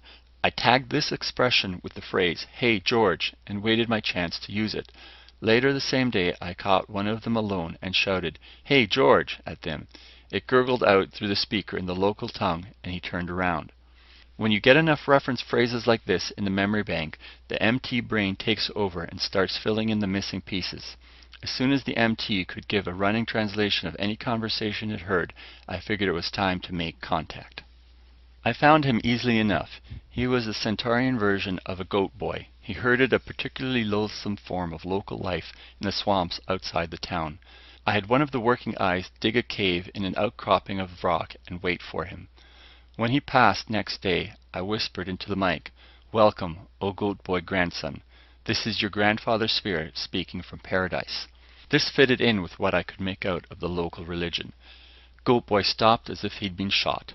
Before he could move, I pushed a switch and a handful of the local currency, wampum-type shells, rolled out of the cave and landed at his feet. "Here is some money from paradise, because you have been a good boy." Not really from paradise. I had lifted it from the treasury the night before. "Come back tomorrow, and we will talk some more," I called back after the fleeing figure. I was pleased to notice that he took the cash before taking off. After that, Grandpa in Paradise had many heart-to-heart talks with Grandson, who found the heavenly loot more than he could resist. Grandpa had been out of touch with things since his death, and Goat Boy happily filled him in. I learned all I needed to know of the history, past and recent, and it wasn't nice. In addition to the pyramid being around the beacon, there was a nice little religious war going on around the pyramid. It all began with the land bridge. Apparently the local lizards had been living in the swamps when the beacon was built, but the builders didn't think much of them. They were a low type and confined to a distant continent. The idea that the race would develop and might reach this continent never occurred to the beacon mechanics, which is of course what happened. A little geological turnover, a swampy land bridge formed in the right spot, and the lizards began to wander up Beacon Valley, and found religion. A shiny metal temple out of which poured a constant stream of magic water. The reactor cooling water pumped down from the atmosphere condenser on the roof. The radioactivity in the water didn't hurt the natives. It caused mutations that bred true. A city was built around the temple and, through the centuries, the pyramid was built up around the beacon. A special branch of the priesthood served the temple. All went well until one of the priests violated the temple and destroyed the holy waters. There had been revolt, strife, murder, and destruction since then, but still the holy waters would not flow. Now armed mobs fought around the temple each day, and a new band of priests guarded the sacred fount. And I had to walk into the middle of that mess and repair the thing. It would have been easy enough if we were allowed a little mayhem. I could have had a lizard fry, fixed the beacon, and taken off. Only native life forms were quite well protected. There were spy cells on my ship, all of which I hadn't found, that would cheerfully rat on me when I got back. Diplomacy was called for. I sighed and dragged out the plastiflesh equipment. Working from 3D snaps of Grandson, I modeled a passable reptile head over my own features. It was a little short in the jaw, me not having one of their toothy mandibles, but that was all right. I didn't have to look exactly like them, just something close to soothe the native mind. It's logical. If I were an ignorant aborigine of Earth, and I ran into a Spican who looks like a 2-foot gob of dried shellac, I would immediately leave the scene. However, if the Spican were wearing a suit of plastiflesh that looked remotely humanoid, I would at least stay and let him talk. This was what I was aiming to do with the Centaurians.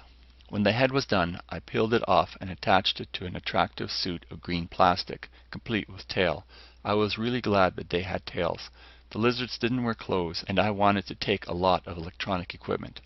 I built the tail over a metal frame that anchored around my waist. Then I filled the frame with all the equipment I would need and began to wire the suit. When it was done, I tried it out in front of the full-length mirror. It was horrible but effective. The tail dragged me down in the rear and gave me a duck waddle. That only helped the resemblance.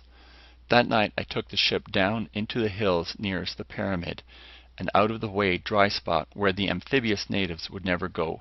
A little before dawn, the eye hooked onto my shoulders and we sailed straight up. We hovered above the temple at about 2,000 meters until it was light, then dropped straight down. It must have been a grand sight. The eye was camouflaged to look like a flying lizard, sort of a cardboard pterodactyl, and the slow flapping wings obviously had nothing to do with our flight. But it was impressive enough for the natives. The first one that spotted me screamed and dropped over on his back. The others came running. They milled and mobbed and piled on top of one another, and by that time I had landed in the plaza fronting the temple. The priesthood arrived. I folded my arms in a regal stance. "Greetings, O noble servers of the great God," I said. Of course I didn't say it out loud, just whispered loud enough for the throat mic to catch. This was radioed back to the MT, and the translation shot back to a speaker in my jaws.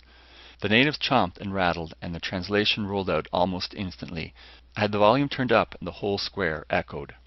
Some of the more credulous natives prostrated themselves, and others fled screaming. One of the doubtful type raised a spear, but no one else tried that after the pterodactyl eye picked him up and dropped him in the swamp. The priests were a hard-headed lot and weren't buying any lizards in a poke. They just stood and muttered. I had to take the offensive again. "Begone, O faithful seed," I said to the eye, and pressed the control in my palm at the same time. It took off straight up, a bit faster than I wanted. Little pieces of wind-torn plastic rained down. While the crowd was ogling this ascent, I walked through the temple doors. "I would talk with you, O noble priests," I said. Before they could think up a good answer, I was inside. The temple was a small one, built against the base of the pyramid. I hoped it wasn't breaking too many taboos by going in. I wasn't stopped, so it looked all right. The temple was a single room with a murky-looking pool at one end. Sloshing in the pool was an ancient reptile who clearly was one of the leaders. I waddled toward him, and he gave me a cold and fishy eye, then growled something. The MT whispered into my ear, "Just what in the name of the 13th sin are you, and what are you doing here?" I drew up my scaly figure in a noble gesture and pointed toward the ceiling. "I come from your ancestors to help you. I am here to restore the holy waters." This raised a buzz of conversation behind me, but got no rise out of the chief. He sank slowly into the water until only his eyes were showing. I could almost hear the wheels turning behind that moss-covered forehead. Then he lunged up and pointed a dripping finger at me. "You are a liar! You are no ancestor of ours. We will—" "Stop!" I thundered, before he got so far in that he couldn't back out. I said your ancestors sent me as an emissary. I am not one of your ancestors. Do not try to harm me, or the wrath of those who have passed on will turn against you. When I said this, I turned to jab a claw at the other priests, using the motion to cover my flicking a coin grenade toward them. It blew a nice hole in the floor with a great show of noise and smoke. The first lizard knew I was talking sense then, and immediately called a meeting of the shamans. It, of course, took place in the public bathtub, and I had to join them there. We jawed and gurgled for about an hour and settled all the major points.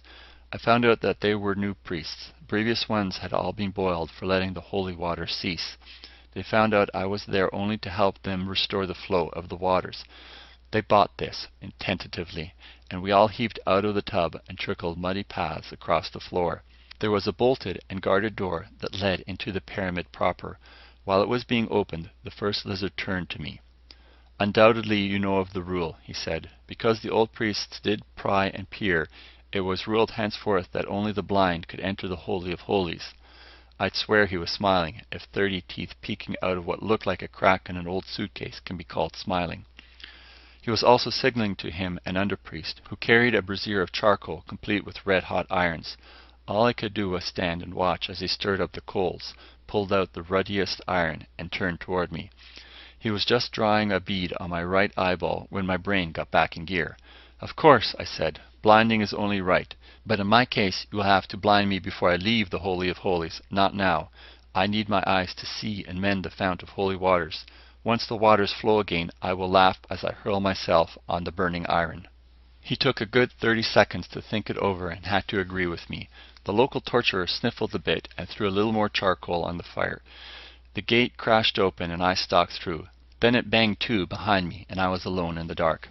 But not for long. There was a shuffling nearby and I took a chance and turned on my flash. 3 priests were groping toward me, their eye sockets red pits of burned flesh. They knew what I wanted and led the way without a word. A crumbling and cracked stone stairway brought us up to a solid metal doorway labeled in archaic script, Mark III Beacon, authorized personnel only. The trusting builders counted on the sign to do the whole job, for there wasn't a trace of a lock on the door. One lizard merely turned the handle and we were inside the beacon. I unzipped the front of my camouflage suit and pulled out the blueprints. With the faithful priest stumbling after me, I located the control room and turned on the lights. There was a residue of charge in the emergency batteries, just enough to give a dim light. The meters and indicators looked to be in good shape, if anything, unexpectedly bright from constant polishing. I checked the readings carefully and found just what I had suspected. One of the eager lizards had managed to open a circuit box and had polished the switches inside. While doing this, he had thrown one of the switches, and that had caused the trouble. Rather, that had started the trouble. It wasn't going to be ended by just reversing the water valve switch. This valve was supposed to be used only for repairs, after the pile was damped. When the water was cut off with the pile in operation, it had started to overheat, and the automatic safeties had dumped the charge down the pit. I could start the water again easily enough, but there was no fuel left in the reactor. I wasn't going to play with the fuel problem at all. It would be far easier to install a new power plant. I had one in the ship that was about 1/10 the size of the ancient bucket of bolts and produced at least 4 times the power. Before I sent for it, I checked over the rest of the beacon. In 2,000 years, there should be some sign of wear. The old boys had built well. I'll give them credit for that. 90% of the machinery had no moving parts and had suffered no wear whatever. Other parts they had beefed up, figuring they would wear, but slowly. The water feed pipe from the roof, for example. The pipe walls were at least 3 meters thick, and the pipe opening itself no bigger than my head. There were some things I could do, though, and I made a list of parts. The parts, the new power plant, and a few other odds and ends were chuted into a neat pile on the ship. I checked all the parts by screen before they were loaded into a metal crate. In the darkest hour before the dawn, the heavy-duty eye dropped the crate outside the temple and darted away without being seen. I watched the priests through the pry eye while they tried to open it. When they had given up, I boomed orders at them through a speaker in the crate. They spent most of the day sweating the heavy box up through the narrow temple stairs, and I enjoyed a good sleep. It was resting inside the beacon door when I woke up. The repairs didn't take long, though there was plenty of groaning from the blind lizards when they heard me ripping the wall open to get at the power leads.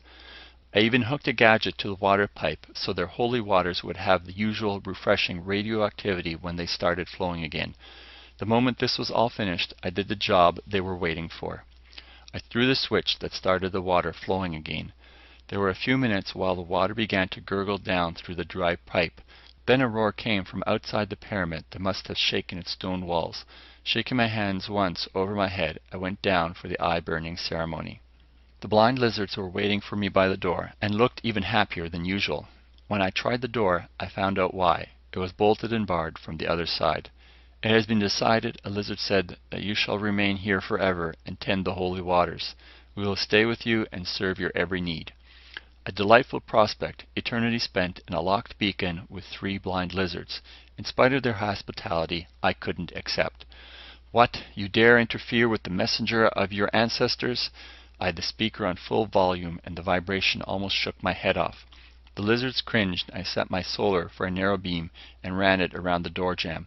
There was a great crunching and banging from the junk piled against it, and then the door swung free. I threw it open. Before they could protest, I had pushed the priests out through it. The rest of their clan showed up at the front of the stairs and made a great ruckus while I finished welding the door shut. Running through the crowd, I faced up to the first lizard in his tub. He sank slowly beneath the surface. "What lack of courtesy!" I shouted. He made little bubbles in the water. "The ancestors are annoyed and have decided to forbid entrance to the inner temple forever, though out of kindness they will let the waters flow. Now I must return. On with the ceremony."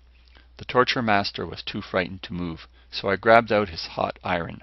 A touch on the side of my face dropped the steel plate over my eyes, under the plastiskin. Then I jammed the iron hard into my phony eye sockets, and the plastic gave off an authentic odor. A cry went up from the crowd as I dropped the iron and staggered in blind circles. I must admit it went off pretty well. Before they could get any more bright ideas, I threw the switch, and my plastic pterodactyl sailed in through the door. I couldn't see it, of course, but I knew it had arrived when the grapples in the claws latched onto the steel plates in my shoulders. I had got turned around after the eye burning, and my flying beast hooked onto me backward. I had meant to sail out bravely, blind eyes facing into the sunset. Instead, I faced the crowd as I soared away, so I made the most of a bad situation and threw them a snappy military salute. Then it was out in the fresh air and away. When I lifted the plate and poked holes in the seared plastic, I could see the pyramid growing smaller behind me, water gushing out of the base, and a happy crowd of reptiles sporting in its radioactive rush. I counted off my talons to see if I had forgotten anything. 1. The beacon was repaired. 2. The door was sealed so there should be no more sabotage, accidental or deliberate. 3. The priest should be satisfied. The water was running again, my eyes had been duly burned out, and they were back in business, which added up to 4. The fact that they would probably let another repairman in under the same conditions, if the beacon conked out again. At least I had done nothing like butchering a few of them that would make them antagonistic toward future ancestral messengers. I stripped off my tattered lizard suit back in the repair ship, very glad that it would be some other repairman who'd get the job. Recording by Corey Samuel. Toy Shop by Harry Harrison. Because there were few adults in the crowd, and Colonel Biff Horton stood over 6 feet tall, he could see every detail of the demonstration. The children, and most of the parents, gaped in wide-eyed wonder. Biff Horton was too sophisticated to be awed. He stayed on because he wanted to find out what the trick was that made the gadget work.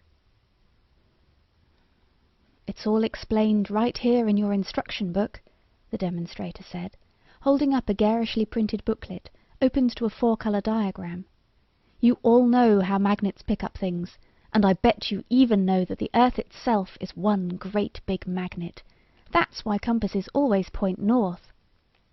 Well, the Atomic Wonder Space Wave Tapper hangs on to those space waves.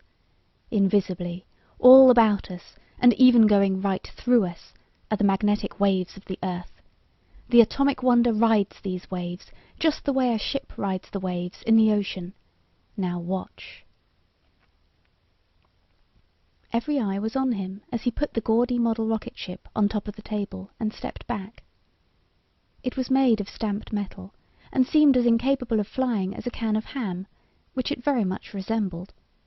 Neither wings, propellers, nor jets broke through the painted surface. It rested on 3 rubber wheels, and coming out through the bottom was a double strand of thin insulated wire. This white wire ran across the top of the black table, and terminated in a control box in the demonstrator's hand. An indicator light, a switch, and a knob appeared to be the only controls. "I turn on the power switch, sending a surge of current to the wave receptors," he said. The switch clicked, and the light blinked on and off with a steady pulse. Then the man began to slowly turn the knob. "A careful touch on the wave generator is necessary, as we are dealing with the powers of the whole world here." A concerted "ah" swept through the crowd as the space wave tapper shivered a bit, then rose slowly into the air. The demonstrator stepped back, and the toy rose higher and higher, bobbing gently on the invisible waves of magnetic force that supported it. Ever so slowly, the power was reduced, and it settled back to the table. "Only $17.95, the young man said, putting a large price sign on the table. "For the complete set of the Atomic Wonder, the Space Tapper control box, battery, and instruction book." At the appearance of the price card, the crowd broke up noisily, and the children rushed away towards the operating model trains. The demonstrator's words were lost in their noisy passage, and after a moment he sank into a gloomy silence. He put the control box down, yawned, and sat on the edge of the table. Colonel Horton was the only one left after the crowd had moved on. "Could you tell me how this thing works?" the colonel asked, coming forward. The demonstrator brightened up and picked up one of the toys. "Well, if you will look here, sir."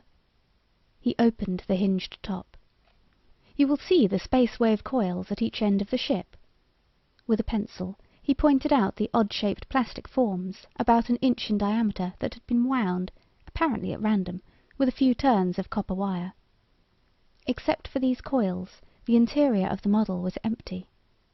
The coils were wired together, and other wires ran out through the hole in the bottom of the control box.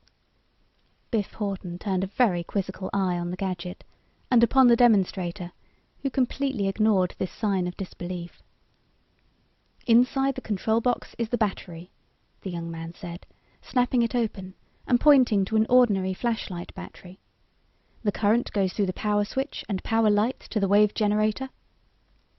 "What you mean to say," Biff broke in, "is that the juice from this 15-cent battery goes through this cheap rheostat to those meaningless coils in the model, and absolutely nothing happens. Now tell me what really flies the thing. If I'm going to drop $18 for 6 bits worth of tin, I want to know what I'm getting." The demonstrator flushed. "I'm sorry, sir," he stammered. "I wasn't trying to hide anything. Like any magic trick, this one can't really be demonstrated until it's been purchased." He leaned forward and whispered confidentially. "I'll tell you what I'll do, though. This thing is way overpriced and hasn't been moving at all. The manager said I could let them go at $3 if I could find any takers. If you want to buy it for that price—" "Sold, my boy," the colonel said, slamming 3 bills down on the table. "I'll give that much for it, no matter how it works. The boys in the shop will get a kick out of it." He tapped the winged rocket on his chest. "Now, really, what holds it up?" The demonstrator looked round carefully, then pointed. "Strings," he said. "Or rather a black thread.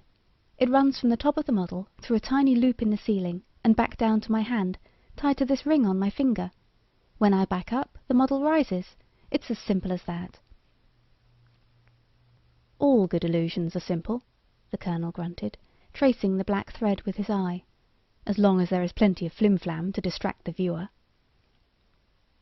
"If you don't have a black table, a black cloth will do," the young man said.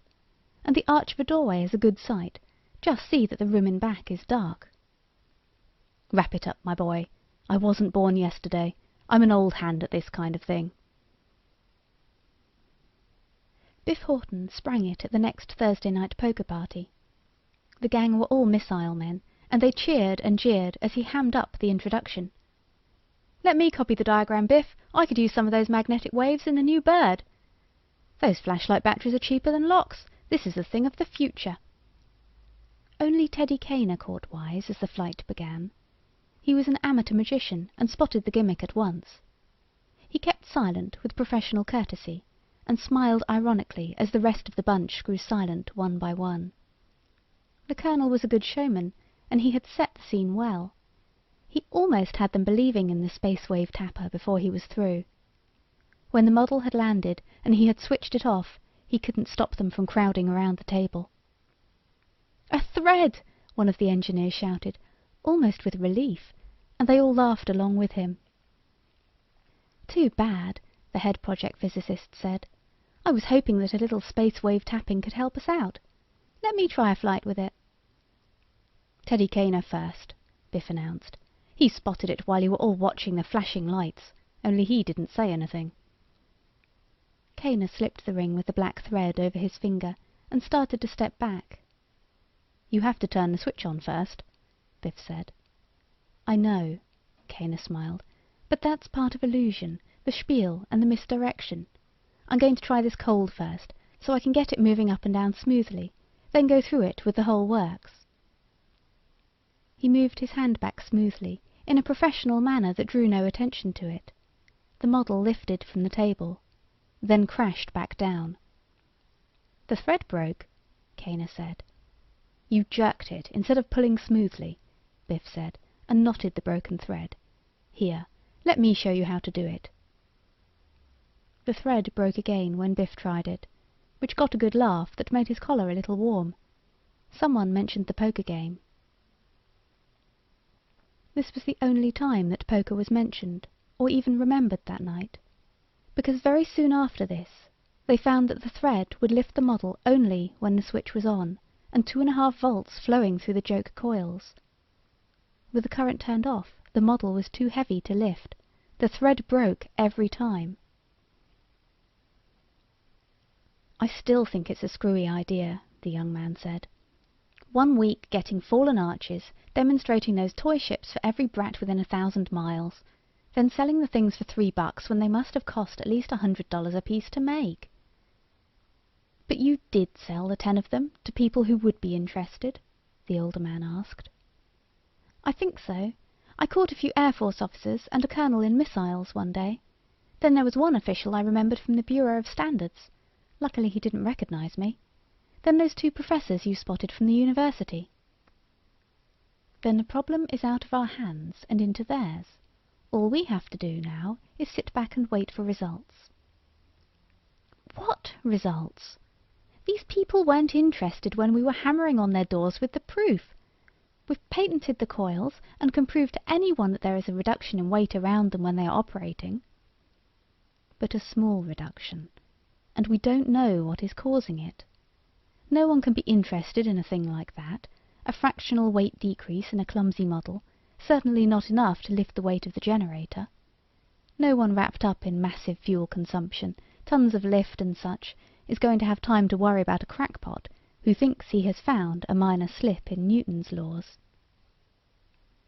"You think they will now?" the young man asked, cracking his knuckles impatiently. "I know they will.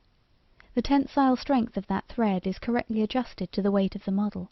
The thread will break if you try to lift the model with it.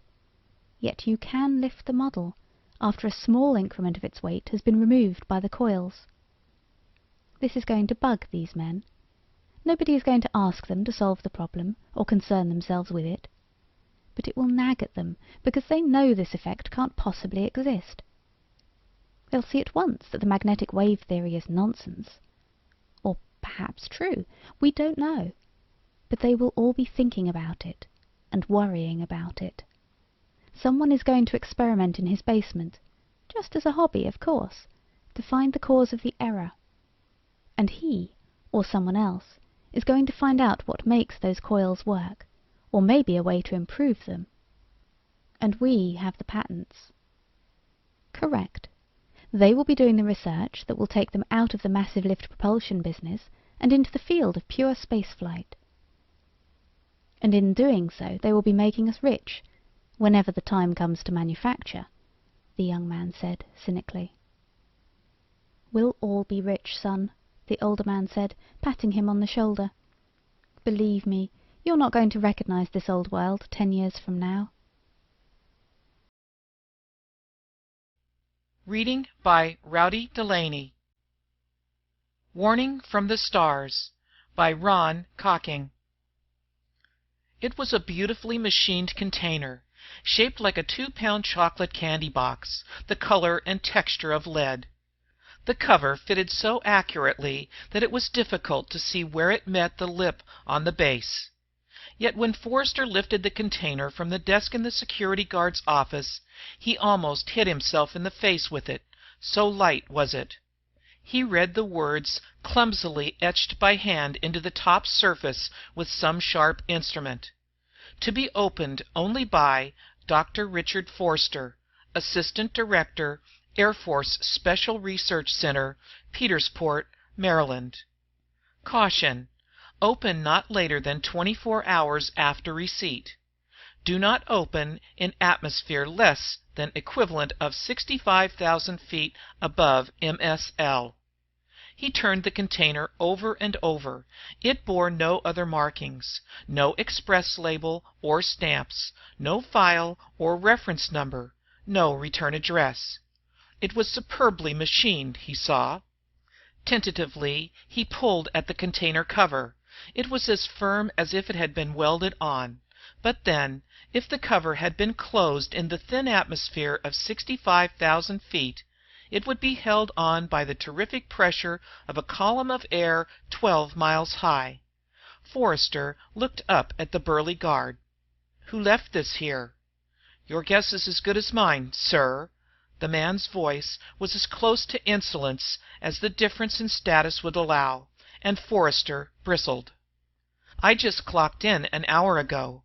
There was a thick fog came on all of a sudden, and there was a bit of confusion when we were changing over. They didn't say anything about the box when I relieved." "Fog?" Forrester queried. "How could fog form on a warm morning like this?" "You're the scientist, sir. You tell me. Went as fast as it came." "Well, it looks like very sloppy security. The contents of this thing must almost certainly be classified. Give me the book and I'll sign for it. I'll phone you the file number when I find the covering instructions."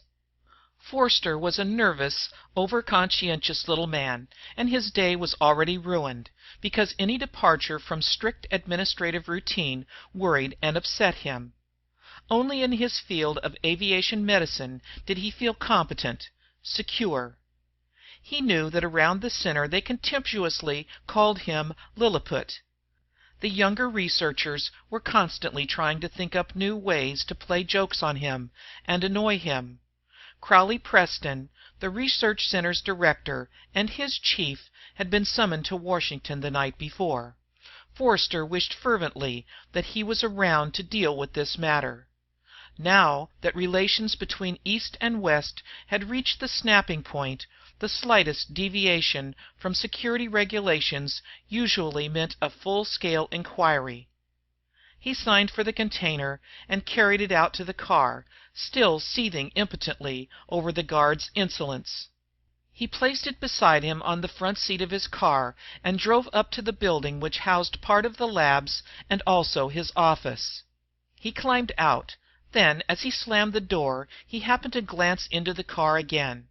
The seat covers were made of plastic in a maroon and blue plaid pattern. But where the box had rested there was a dirty gray rectangular patch that hadn't been there before. Forrester stared, then opened the door again. He rubbed his fingers over the discolored spot. It felt no different from the rest of the fabric. He placed the box over the area. It fitted perfectly. He flopped down on the seat, his legs dangling out of the car, fighting down a sudden irrational wave of panic. He pushed the container to the other end of the seat. After all, he rationalized, plastics are notoriously unstable under certain conditions. This is probably a new alloy Washington once tested for behavior under extreme conditions of temperature and pressure. What's gotten into you?" He took a deep breath, picked up the box again. Where it had rested there was another discolored patch on the car seat covers. Holding it away from him, Forster hurried into the office, then dumped the box into a metal wastebasket. Then he went to a cabinet and pulled out a Geiger counter, carried it over to the wastebasket. As he pointed the probe at the box, the familiar slow clicking reassured him, and feeling a little foolish, he put the instrument back on its shelf. Hurriedly he went through his mail. There was nothing in it referring to the package. Then he called the classified filing section. Nobody there knew anything about it either. For some reason he couldn't explain to himself, he wasn't even surprised. He stared into the wastebasket. The clumsily etched instructions glinted up at him, to be opened as soon as possible. He picked up the phone and called the decompression chamber building. There was no valid reason why he should have been self-conscious as he talked to the lab attendant in charge of the decompression tank. He used it a dozen times a month for tests and experiments, yet when he gave his instructions his voice was labored and strained. Some genius in Washington sent this thing down without any covering instructions, but it has to be opened in a hurry, in a thin atmosphere. I'd like to stay on the intercom for a while in case it blows up in my face or something." He tried to laugh, but all that came out was a croak. The attendant nodded indifferently, then helped Forster into the helmet of his pressure suit. He climbed up the steps into the chamber, pulling the airtight door shut behind him. He placed the box on the desk in front of the instrument panel, then turned back to push the door clamps into place. For the first time in the hundreds of hours he had spent in this tank, he knew the meaning of claustrophobia. Mechanically, he plugged in his intercom and air lines, went through the other routine checks before ascent, tested communications with the lab attendant, then flicked the exhaust motor switch. Now there was nothing to do except wait. He stared at the box. In artificial light it seemed full of hidden menace, a knowing aliveness of its own. Forster shrugged his shoulders impatiently, as though to throw off the vague blanket of uneasiness that was settling around him. Somebody had forgotten to send a cover letter with the container, or it had been mislaid. That could happen. Although with security routine as strict as it was, the possibility was remote. All the same, it could happen. After all, what other explanation was there? What was it he was afraid of? There was something about it. He glanced at the altimeter. The needle showed only 10,000 feet, and seemed to be crawling around the dial. He resolved not to look at it for 3 minutes by the clock on the panel. When he checked the altimeter again, it registered just over 30,000 feet, not even halfway yet. As the pressure in the tank decreased, he began to be conscious of the need for reverse breathing, and he concentrated on using his tongue to check the flow of air into his lungs, then using the thoracic muscles to exhale against the higher pressure inside the suit. Time seemed to be passing in microseconds. 25,000 feet, 30,000, 40,000, 50,000. At 62,500 feet, he gently tested the cover of the container again. It lifted. As the altimeter needle flickered on the 65,000-foot mark, he cut the exhaust motor and picked up the box. The cover slipped off easily. His feeling of anticlimax was almost ludicrous. As he looked in, all the box contained was a flattened roll of some grayish material. He took it out. Despite its comparative bulk, it was feather light. It had the appearance of metal, but was as porous and pliable as a good grade of bond paper. He could not feel its texture through his heavy gloves. He took a good look. It was new, all right. No doubt Washington wanted some tests run on it, although without covering instructions and data this trip was wasted. But some heads would roll when he reported back on the way the container had been shipped in. He started to unroll the material to get a better look at it. Then he saw that it was covered with cramped, closely spaced handwriting in a purplish ink, handwriting that was elusively familiar. Then he read the words written in neat capitals at the top, the name of the man with the familiar handwriting, and fear came back, clamped cold fingers around his throat. James Rawdon Bentley. Dear Dick, the writing went on, take a large economy-size grip on yourself. I know this is going to sound like a voice from the dead, but I'm very much alive and kicking, in the best of health, in fact.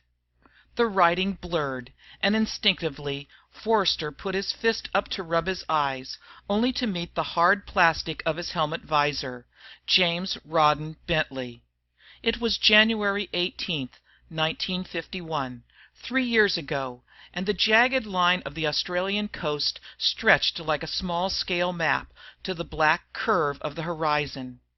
From the converted bomber that was his flying lab, Forster could see the other American observation plane cruising on a parallel course, about a half-mile away, and beyond it, downwind, the fringe of the billowing cloud dome of the super-secret British thermonuclear shot.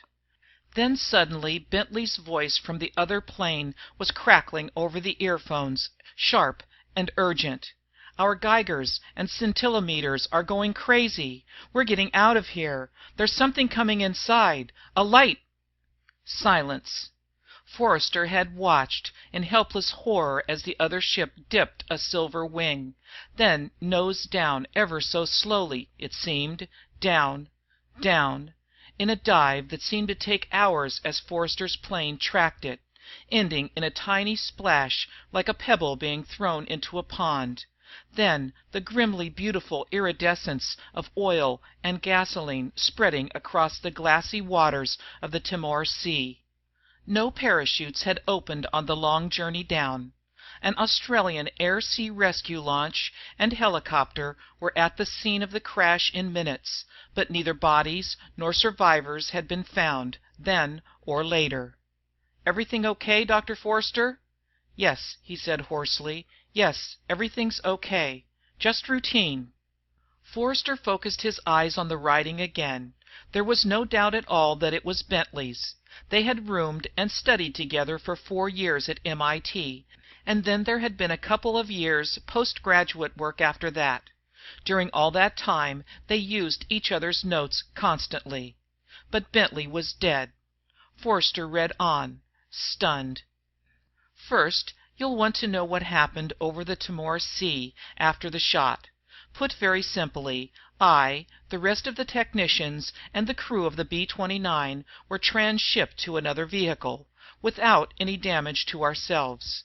How, I'm not allowed to explain at this stage. Actually, they only wanted me, but it wasn't feasible to collect me and leave the rest behind, so they're all here, safe and well. Who are they, and where am I? The second question I can't answer, not allowed to. They, roughly translated, are the shiny ones, which doesn't tell you anything, of course.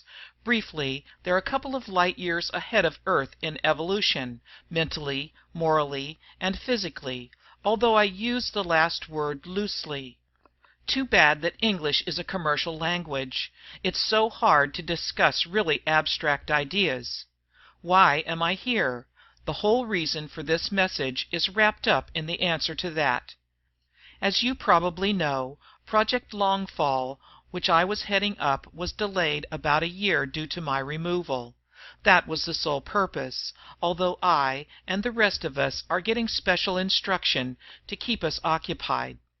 At about the same time, they also took several other key people from Britain, Russia, and the United States. Others were already here. The idea then was delay. To delay more test shots of atomic weapons, in the hope that East and West would come to some agreement. Now, because of the growing volume of tests and the critical tension which prevails, delay will no longer suffice, and far more drastic steps are to be taken. I wish you could be here for only a few minutes to see what happens after a multi-megaton thermonuclear test shot is set off on Earth. I can't describe it in any terms which would have any relation to your present knowledge of physics. All I can say is that life here is intimately bound up with the higher laws of electromagnetism which at present are only being guessed at on your level. It's not the radioactivity, which you know as such, which causes the trouble. There are neutralizing devices throughout the planetary system to take care of that. The damage is caused by an ultra shortwave radiation, which not even the most sensitive scintillometer you have can pick up, a very subtle byproduct of every chain reaction.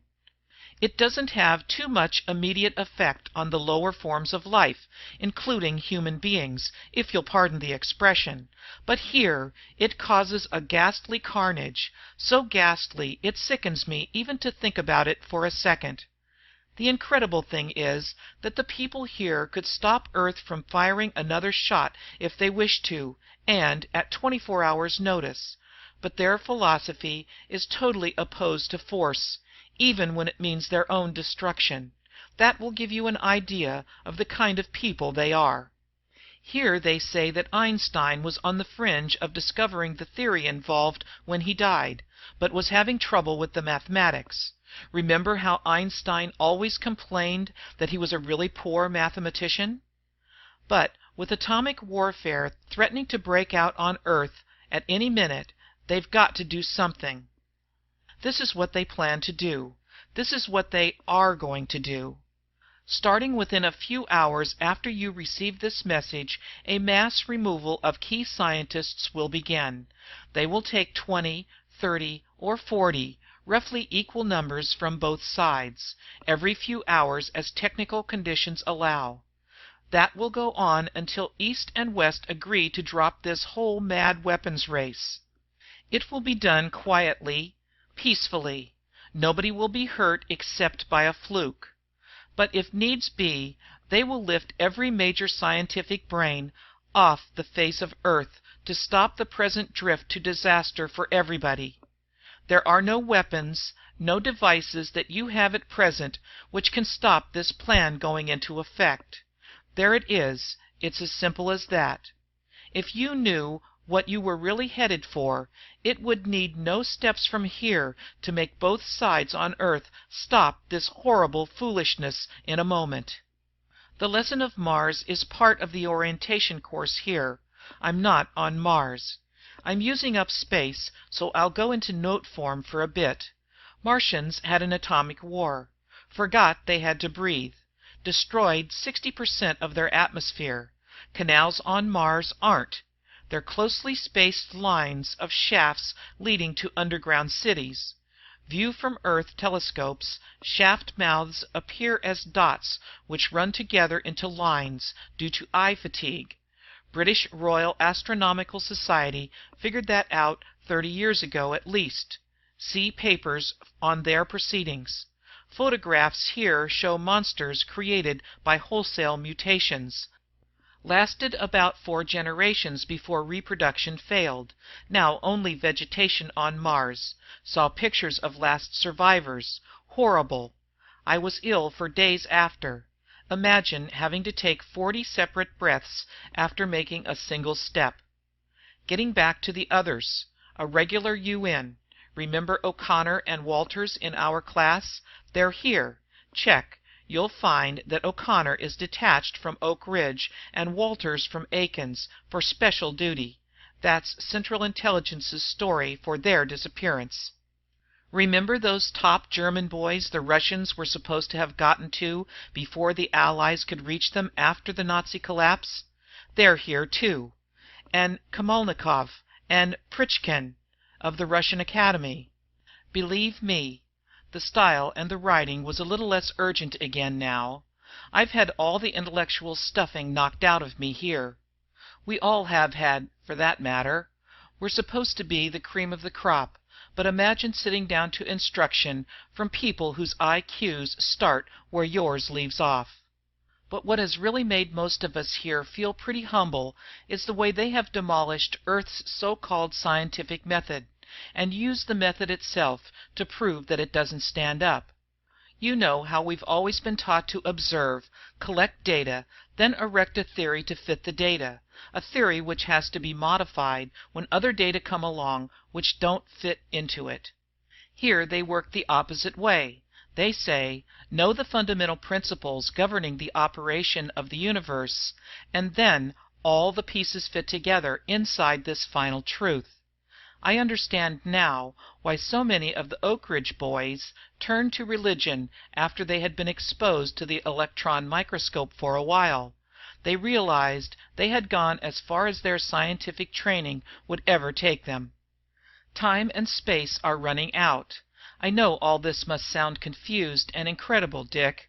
I'm still confused myself. But I want you to think about what I've written, then take the action you think best. I know it won't be easy for you.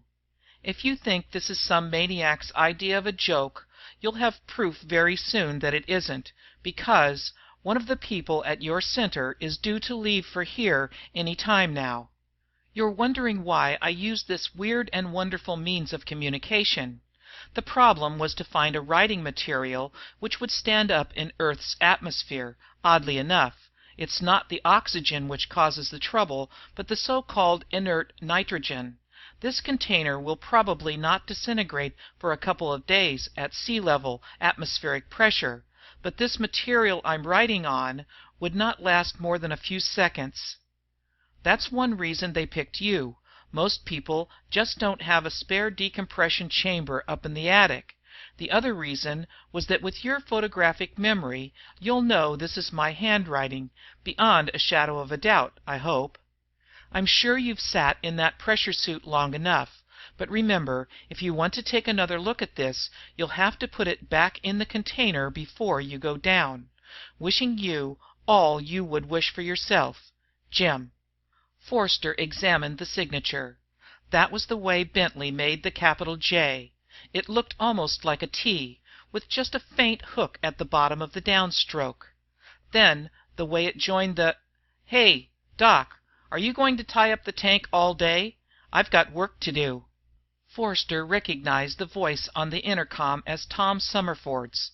Summerford was one of the crop of recent graduates to join the center, brash, noisy, irresponsible like the rest of them. He knew Forster hated being called Doc, so he never lost an opportunity to use the word. True, he was gifted and well trained, but he was the ringleader in playing the practical jokes on Forster which might have been funny in college, but which only wasted a research team's time in these critical days. Practical joke. Anger flooded over him. Yes, this was all a macabre game, cooked up by Summerford, with the help of some of his pals. Probably they were all out there now, snickering among themselves, waiting to see his face when he came out of the decompression chamber, waiting to gloat. Hey, Doc, you still with us? I'll be out very shortly, Forster said grimly. Just wait right there. He spun the air inlet controls. Impatiently, he watched the altimeter needle begin its anti-clockwise movement. He'd call a staff meeting right away, find the culprits and suspend them from duty. Preston would have to back him up. If Summerford proved to be the ringleader, he would insist on his dismissal, Forster decided, and he would see to it that the young punk had trouble getting another post. The fantastic waste of time involved in such an elaborate forgery, Forster trembled with indignation. And using the name of a dead man, above all a scientist who had died in the interest of research, leaving behind him a mystery which still troubled the Atomic Energy Commission, because nobody had ever been able to explain that sudden dive in a plane which was apparently functioning perfectly and flown by a veteran crew. He glanced down at the roll. Was it his imagination, or had the purplish ink begun to fade? He ran a length of it through his fingers, and then he saw that in places there were gaps where the writing had disappeared altogether. He glanced up at the altimeter needle, which was sliding by the 24,000-foot mark. He looked back at his hands again, just in time to see the roll part in two places, leaving only the narrow strip he held between his gloved fingers. He put the strip on the desk and bent clumsily in his suit to retrieve the other pieces from the floor. But wherever he grabbed it, it fell apart. Now it seemed to be melting before his eyes. In a few seconds there was nothing. He straightened up. The strip he had left on the desk had disappeared too. No ash, no residue, nothing. His thought processes seemed to freeze. He glanced mechanically at the altimeter. It read 2,500 feet. He grabbed at the two pieces of the container. They still felt as rigid as ever. He fitted them together carefully, gaining a crumb of security from the act. He realized vaguely that the altimeter needle was resting on 0, but he had no idea how long he had been sitting there, trying to find a thread of logic in the confused welter of thoughts, when he heard the scrape of metal on metal as somebody wrestled with the door clamps from the outside. He was certain of only one thing. His memory told him that the signature that was no longer a signature had been written by Jim Rawdon, who couldn't possibly have survived that crash into the Timor Sea. From behind, somebody was fumbling with his helmet connections. Then fresh air and familiar sounds rushed in on him as the helmet was taken away. Summerfield's thin, intelligent face was opposite his. "Doc, are you all right?" he was asking sharply. For once there was no superciliousness in his voice. "I'm fine," Forster said heavily. I've got a headache. Stayed in here too long, I suppose." "What's in the box?" Summerfield asked. The way he asked told Forster at once that the youngster knew nothing about it. Just some half-baked idea out of the Pentagon. Some colonel trying to justify his existence." He clutched the box to him, as though Summerford might try and take it away. "The tank's all yours." He turned and clambered out of the chamber. He put the box down on the concrete floor and climbed out of the pressure suit, watching the box all the time. It seemed to gleam up at him, as though it had eyes, full of silent menace. He realized vaguely that Summerford was standing in front of him again, looking anxious. "Are you quite sure you're okay?" "I'm fine," Forster said, hardly recognizing his own voice. He picked up the box and stumbled out, heading for his office. When he walked in, his secretary was answering the line fitted with a scrambler, which connected directly with the Pentagon. "General Morganson," she said, handing him the receiver. Forster took the receiver, sat down at his desk and took a deep breath, fighting hard to regain his self-control. "Forster," he said into the mouthpiece, when the office door closed behind the girl. "Forster, what in the dickens happened to Preston? My driver met the train here this morning, but there was no sign of him. But the Pullman porter checked him in last night, and we found all his gear and papers in his compartment." "He left here in plenty of time to catch the train, General," Forster heard himself say. "He took the train to get a night's rest." He realized how irrelevant the last statement was only after he made it. The general was talking again. Important meeting with the Joint Chiefs. Whole briefing team was being held up. He reported it to the CIA as a precautionary measure. Forster could see the words on the roll that wasn't, as though they were engraved on his eye retinas. "As a beginning, and to prove this isn't just a bit of hocus pocus, one of the people at your center is due to leave for here any time now." "General," Forster broke in hoarsely, "I've got some very important information which you must have. I'll leave by heliplane right away." He replaced the phone receiver in its cradle, wondering how convincing he would be able to make his story.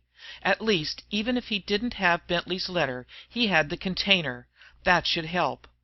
But when he looked across the desk, he saw that too had disappeared without a trace.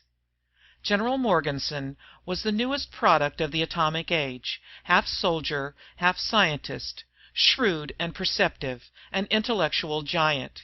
He listened carefully, without comment or change of expression, as Forster doggedly went through his story in chronological order. Halfway through, he held up his hand and started pushing buttons on the console built into his desk. Within a few moments, men began filing into the room and sat down around Forster. Then the general motioned to the clerk seated in the corner by the tape recorder. Gentlemen, listen to this playback, and then I'll have Dr. Forster go on from there." What was left of Forster's confidence leaked away as he heard his own diffident voice filling the room again. It was like being awake in the middle of a weird dream. But when the tape recorder hissed into silence, he went on, staring straight ahead of him in quiet desperation. When he ended his story there was silence for a moment. Everyone sat motionless. Then Morganson looked up and around. "Well, gentlemen, Mr. Bates, CIA, first." This was no longer a story told by one man. It had become a problem, a situation to be evaluated objectively. "Well, sir, the only part of the thing I can comment on at this point is the stuff about O'Connor and Walters. That checks. They both disappeared without a trace. It was treated as a maximum security situation, and we did give out the story that they had been assigned to special duty." He glanced briefly at Forster. "Up until now, we assumed that only the directors at Aiken and Oak Ridge knew the real situation, outside the Atomic Energy Commission and the CIA, of course. This represents a very serious leak, or—" His voice trailed away. "Colonel Barfield, Intelligence." The young colonel tried to sound flippant, unsuccessfully. "General, acting on the assumption that the story is true, it would answer about 200 question marks in our files, maybe more with further study." The CIA man cleared his throat and raised a finger. "For everybody's information," he said, "a preliminary field check shows that Dr. Preston's train was stopped for 10 minutes by fog last night. The train's radar installation failed simultaneously. There wouldn't be anything odd about that, except the temperature at the time was about 65 degrees, and the humidity was only 55%. Consider that, gentlemen. Theoretically, fog can't form under such conditions. Similar fog occurred on the occasions when O'Connor and Walters were reported missing. The Met people couldn't explain that either. That's all." Morganson sat straight up, as though he had suddenly made a decision. "I don't think there's any value in further discussion at this point. You will all have transcripts of Dr. Forster's statement within a few minutes. According to that statement, we're due to lose a number of key men in the next few hours. I'll have Code 1 emergency precautions instituted at all research establishments, and I think the chairman of the Joint Chiefs should hear from me right away. Colonel Barfield, I'd like you to ask Colonel Malinowski, the Russian military attaché, to see me here not later than 1 hour from now. We'll have a full dress conference here at 8 o'clock tomorrow morning, with written evaluation reports in detail from all branches. Dr. Forster, consider yourself assigned to Pentagon duty as of now and until further notice." Forrester sat, dazed, until he realized that the others had left, and the general was standing in front of him. "Go get some rest, Forster," the other man said with surprising gentleness. "You've had a tough day."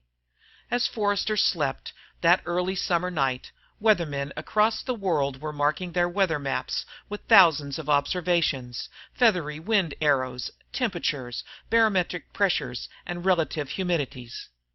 Then, as they drew their isobars, the patterns for the northern hemisphere emerged. A giant high-pressure system, with its center in northern Oklahoma, promised warm weather across America. Another, centered east of the Ural Mountains, forecast clear weather for most of Europe and northern Asia. A low-pressure trough between was dropping light, warm rain on the green fields of England, but from Seattle to Washington, D.C., from Stettin to Vladivostok, the sun was rising or setting in clear skies. Then, about 9 p.m. Eastern Standard Time, a thickening mist descended over warm and drowsy southwest South Carolina. It was a fog that was not a fog, observers said afterwards, because there was no damp, no coldness, just a steady loss of visibility until a man couldn't see his hand in front of his face, even though a bright moon was shining. Most of the reporting night shift at Aiken Hydrogen Bomb Plant never reached the tightly guarded gates. Those who did were not allowed in. At the same hour, across the world at the newly built underground heavy water factory of Rosolovsky-Grosk, west of the southern tip of Lake Baikal, the late morning sun cast deep shadows into the gaping holes in the hillside which marked the plant entrances and exits.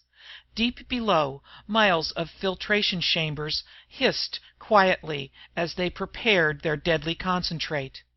Then, without warning, the sun grew watery and pale, and within a few minutes a haze began to form at ground level. It grew thicker and thicker, the sun became a dim orange sphere, then was blotted out. Total darkness enveloped the area. And at the same hour, the watchers manning the lonely circle of probing radar domes, facing each other across the frozen wastes of the Arctic, cursed softly in Russian and English as their scopes sweeping the upper air first went blank, then dark. They were shaken men at the meeting in General Morganson's office the next morning. Over 30 key men are gone from Aiken, Morganson was saying. In terms of goals, it means that our 1960 program now cannot possibly be fulfilled until 1965. If the situation develops as forecast by Dr. Forster's statement, our entire nuclear weapons program will grind to a halt within 2 weeks. If we drain men from civilian research, it will cause a total breakdown in the civilian atomic power production program. As you all know, the nation's entire economic expansion program is based on the availability of that power. Without it, industry will be forced into a deep freeze. That, in turn, means we might as well run up a white flag on the White House lawn. He smiled thinly. I would be a lot more worried than I am, except we have the first indications that the other side is in the same boat. I broke every regulation in the book last night when I talked to Melanowski. I took the liberty of warning him on the basis that there was nothing to lose. His reaction was that it was all a Wall Street capitalist plot. Psychological warfare, he called it. He phoned me an hour ago. Sounded as though he'd just seen a ghost. He said the Russian ambassador had asked for an appointment with the Secretary of State this morning. Forster, bewildered and out of his depth in these global problems, let the flood of words pour over him. Then he realized Morganson was staring at him over the telephone receiver at his ear, and that the room was very quiet. Then Morganson said respectfully, "Very well, Mr. President, we'll have Dr. Forster there." Forster was relegated to the sidelines after his interview with the grave-faced man in the White House. Events were moving swiftly, events which Forster could read behind the blurred black headlines of the newspapers. The Russian ambassador was closeted with the Secretary of State for a record 6-hour talk. Then the Soviet foreign minister took off for Washington at 30 minutes' notice, and another record was made when he spent all day with the president. The Washington columnists began to hint of lessening tensions in the Cold War, and the wire services carried reports of Russian radio broadcasts talking of a new era of cooperation between East and West. Only fragments of the broadcasts could be monitored, because radio reception had suddenly deteriorated right across the world. The reports could not be confirmed, because Russia cut all phone communications with the outside world. There was no possible mode of contact. Meanwhile, in the United States, television reception was blacking out for hours at a time, with no explanation available. The Civil Aeronautics Administration and the Air Force banned all plane movements under instrument flight conditions, because radar navigational equipment had become so unreliable as to be useless. Newspapers across the nation were reporting sudden fogs of short duration, which baffled local weathermen. The U.S. Weather Bureau in Washington refused to comment. For the first time in the history of an East-West conference, there was no haggling, no propaganda speeches. Hour after hour, even as the talks went on, the cream of the world's scientific brains quietly continued to disappear, it was revealed later. In 3 days the major powers accomplished what they had failed to do in the previous 15 years. Just 4 days and 21 hours after Forrester had first talked to General Morganson at the Pentagon, a treaty was signed ending the world atomic weapons race. And it had all happened, was over and done, before the people of the globe could realize what was happening, before they could rise in mass panic in the face of the incredible unknown. Almost immediately after the announcement, radio and radar communications suddenly returned to normal, and reports of the mysterious fogs ceased. Back at the center, as he walked down the floodlit ramp of the heliport towards his car, Forrester found himself thinking of the experimental work on the dream state which he had performed as a graduate student. He knew that a dream which might take half an hour to recount took only a fraction of a second to occur in the subconscious of the sleeper as he awoke.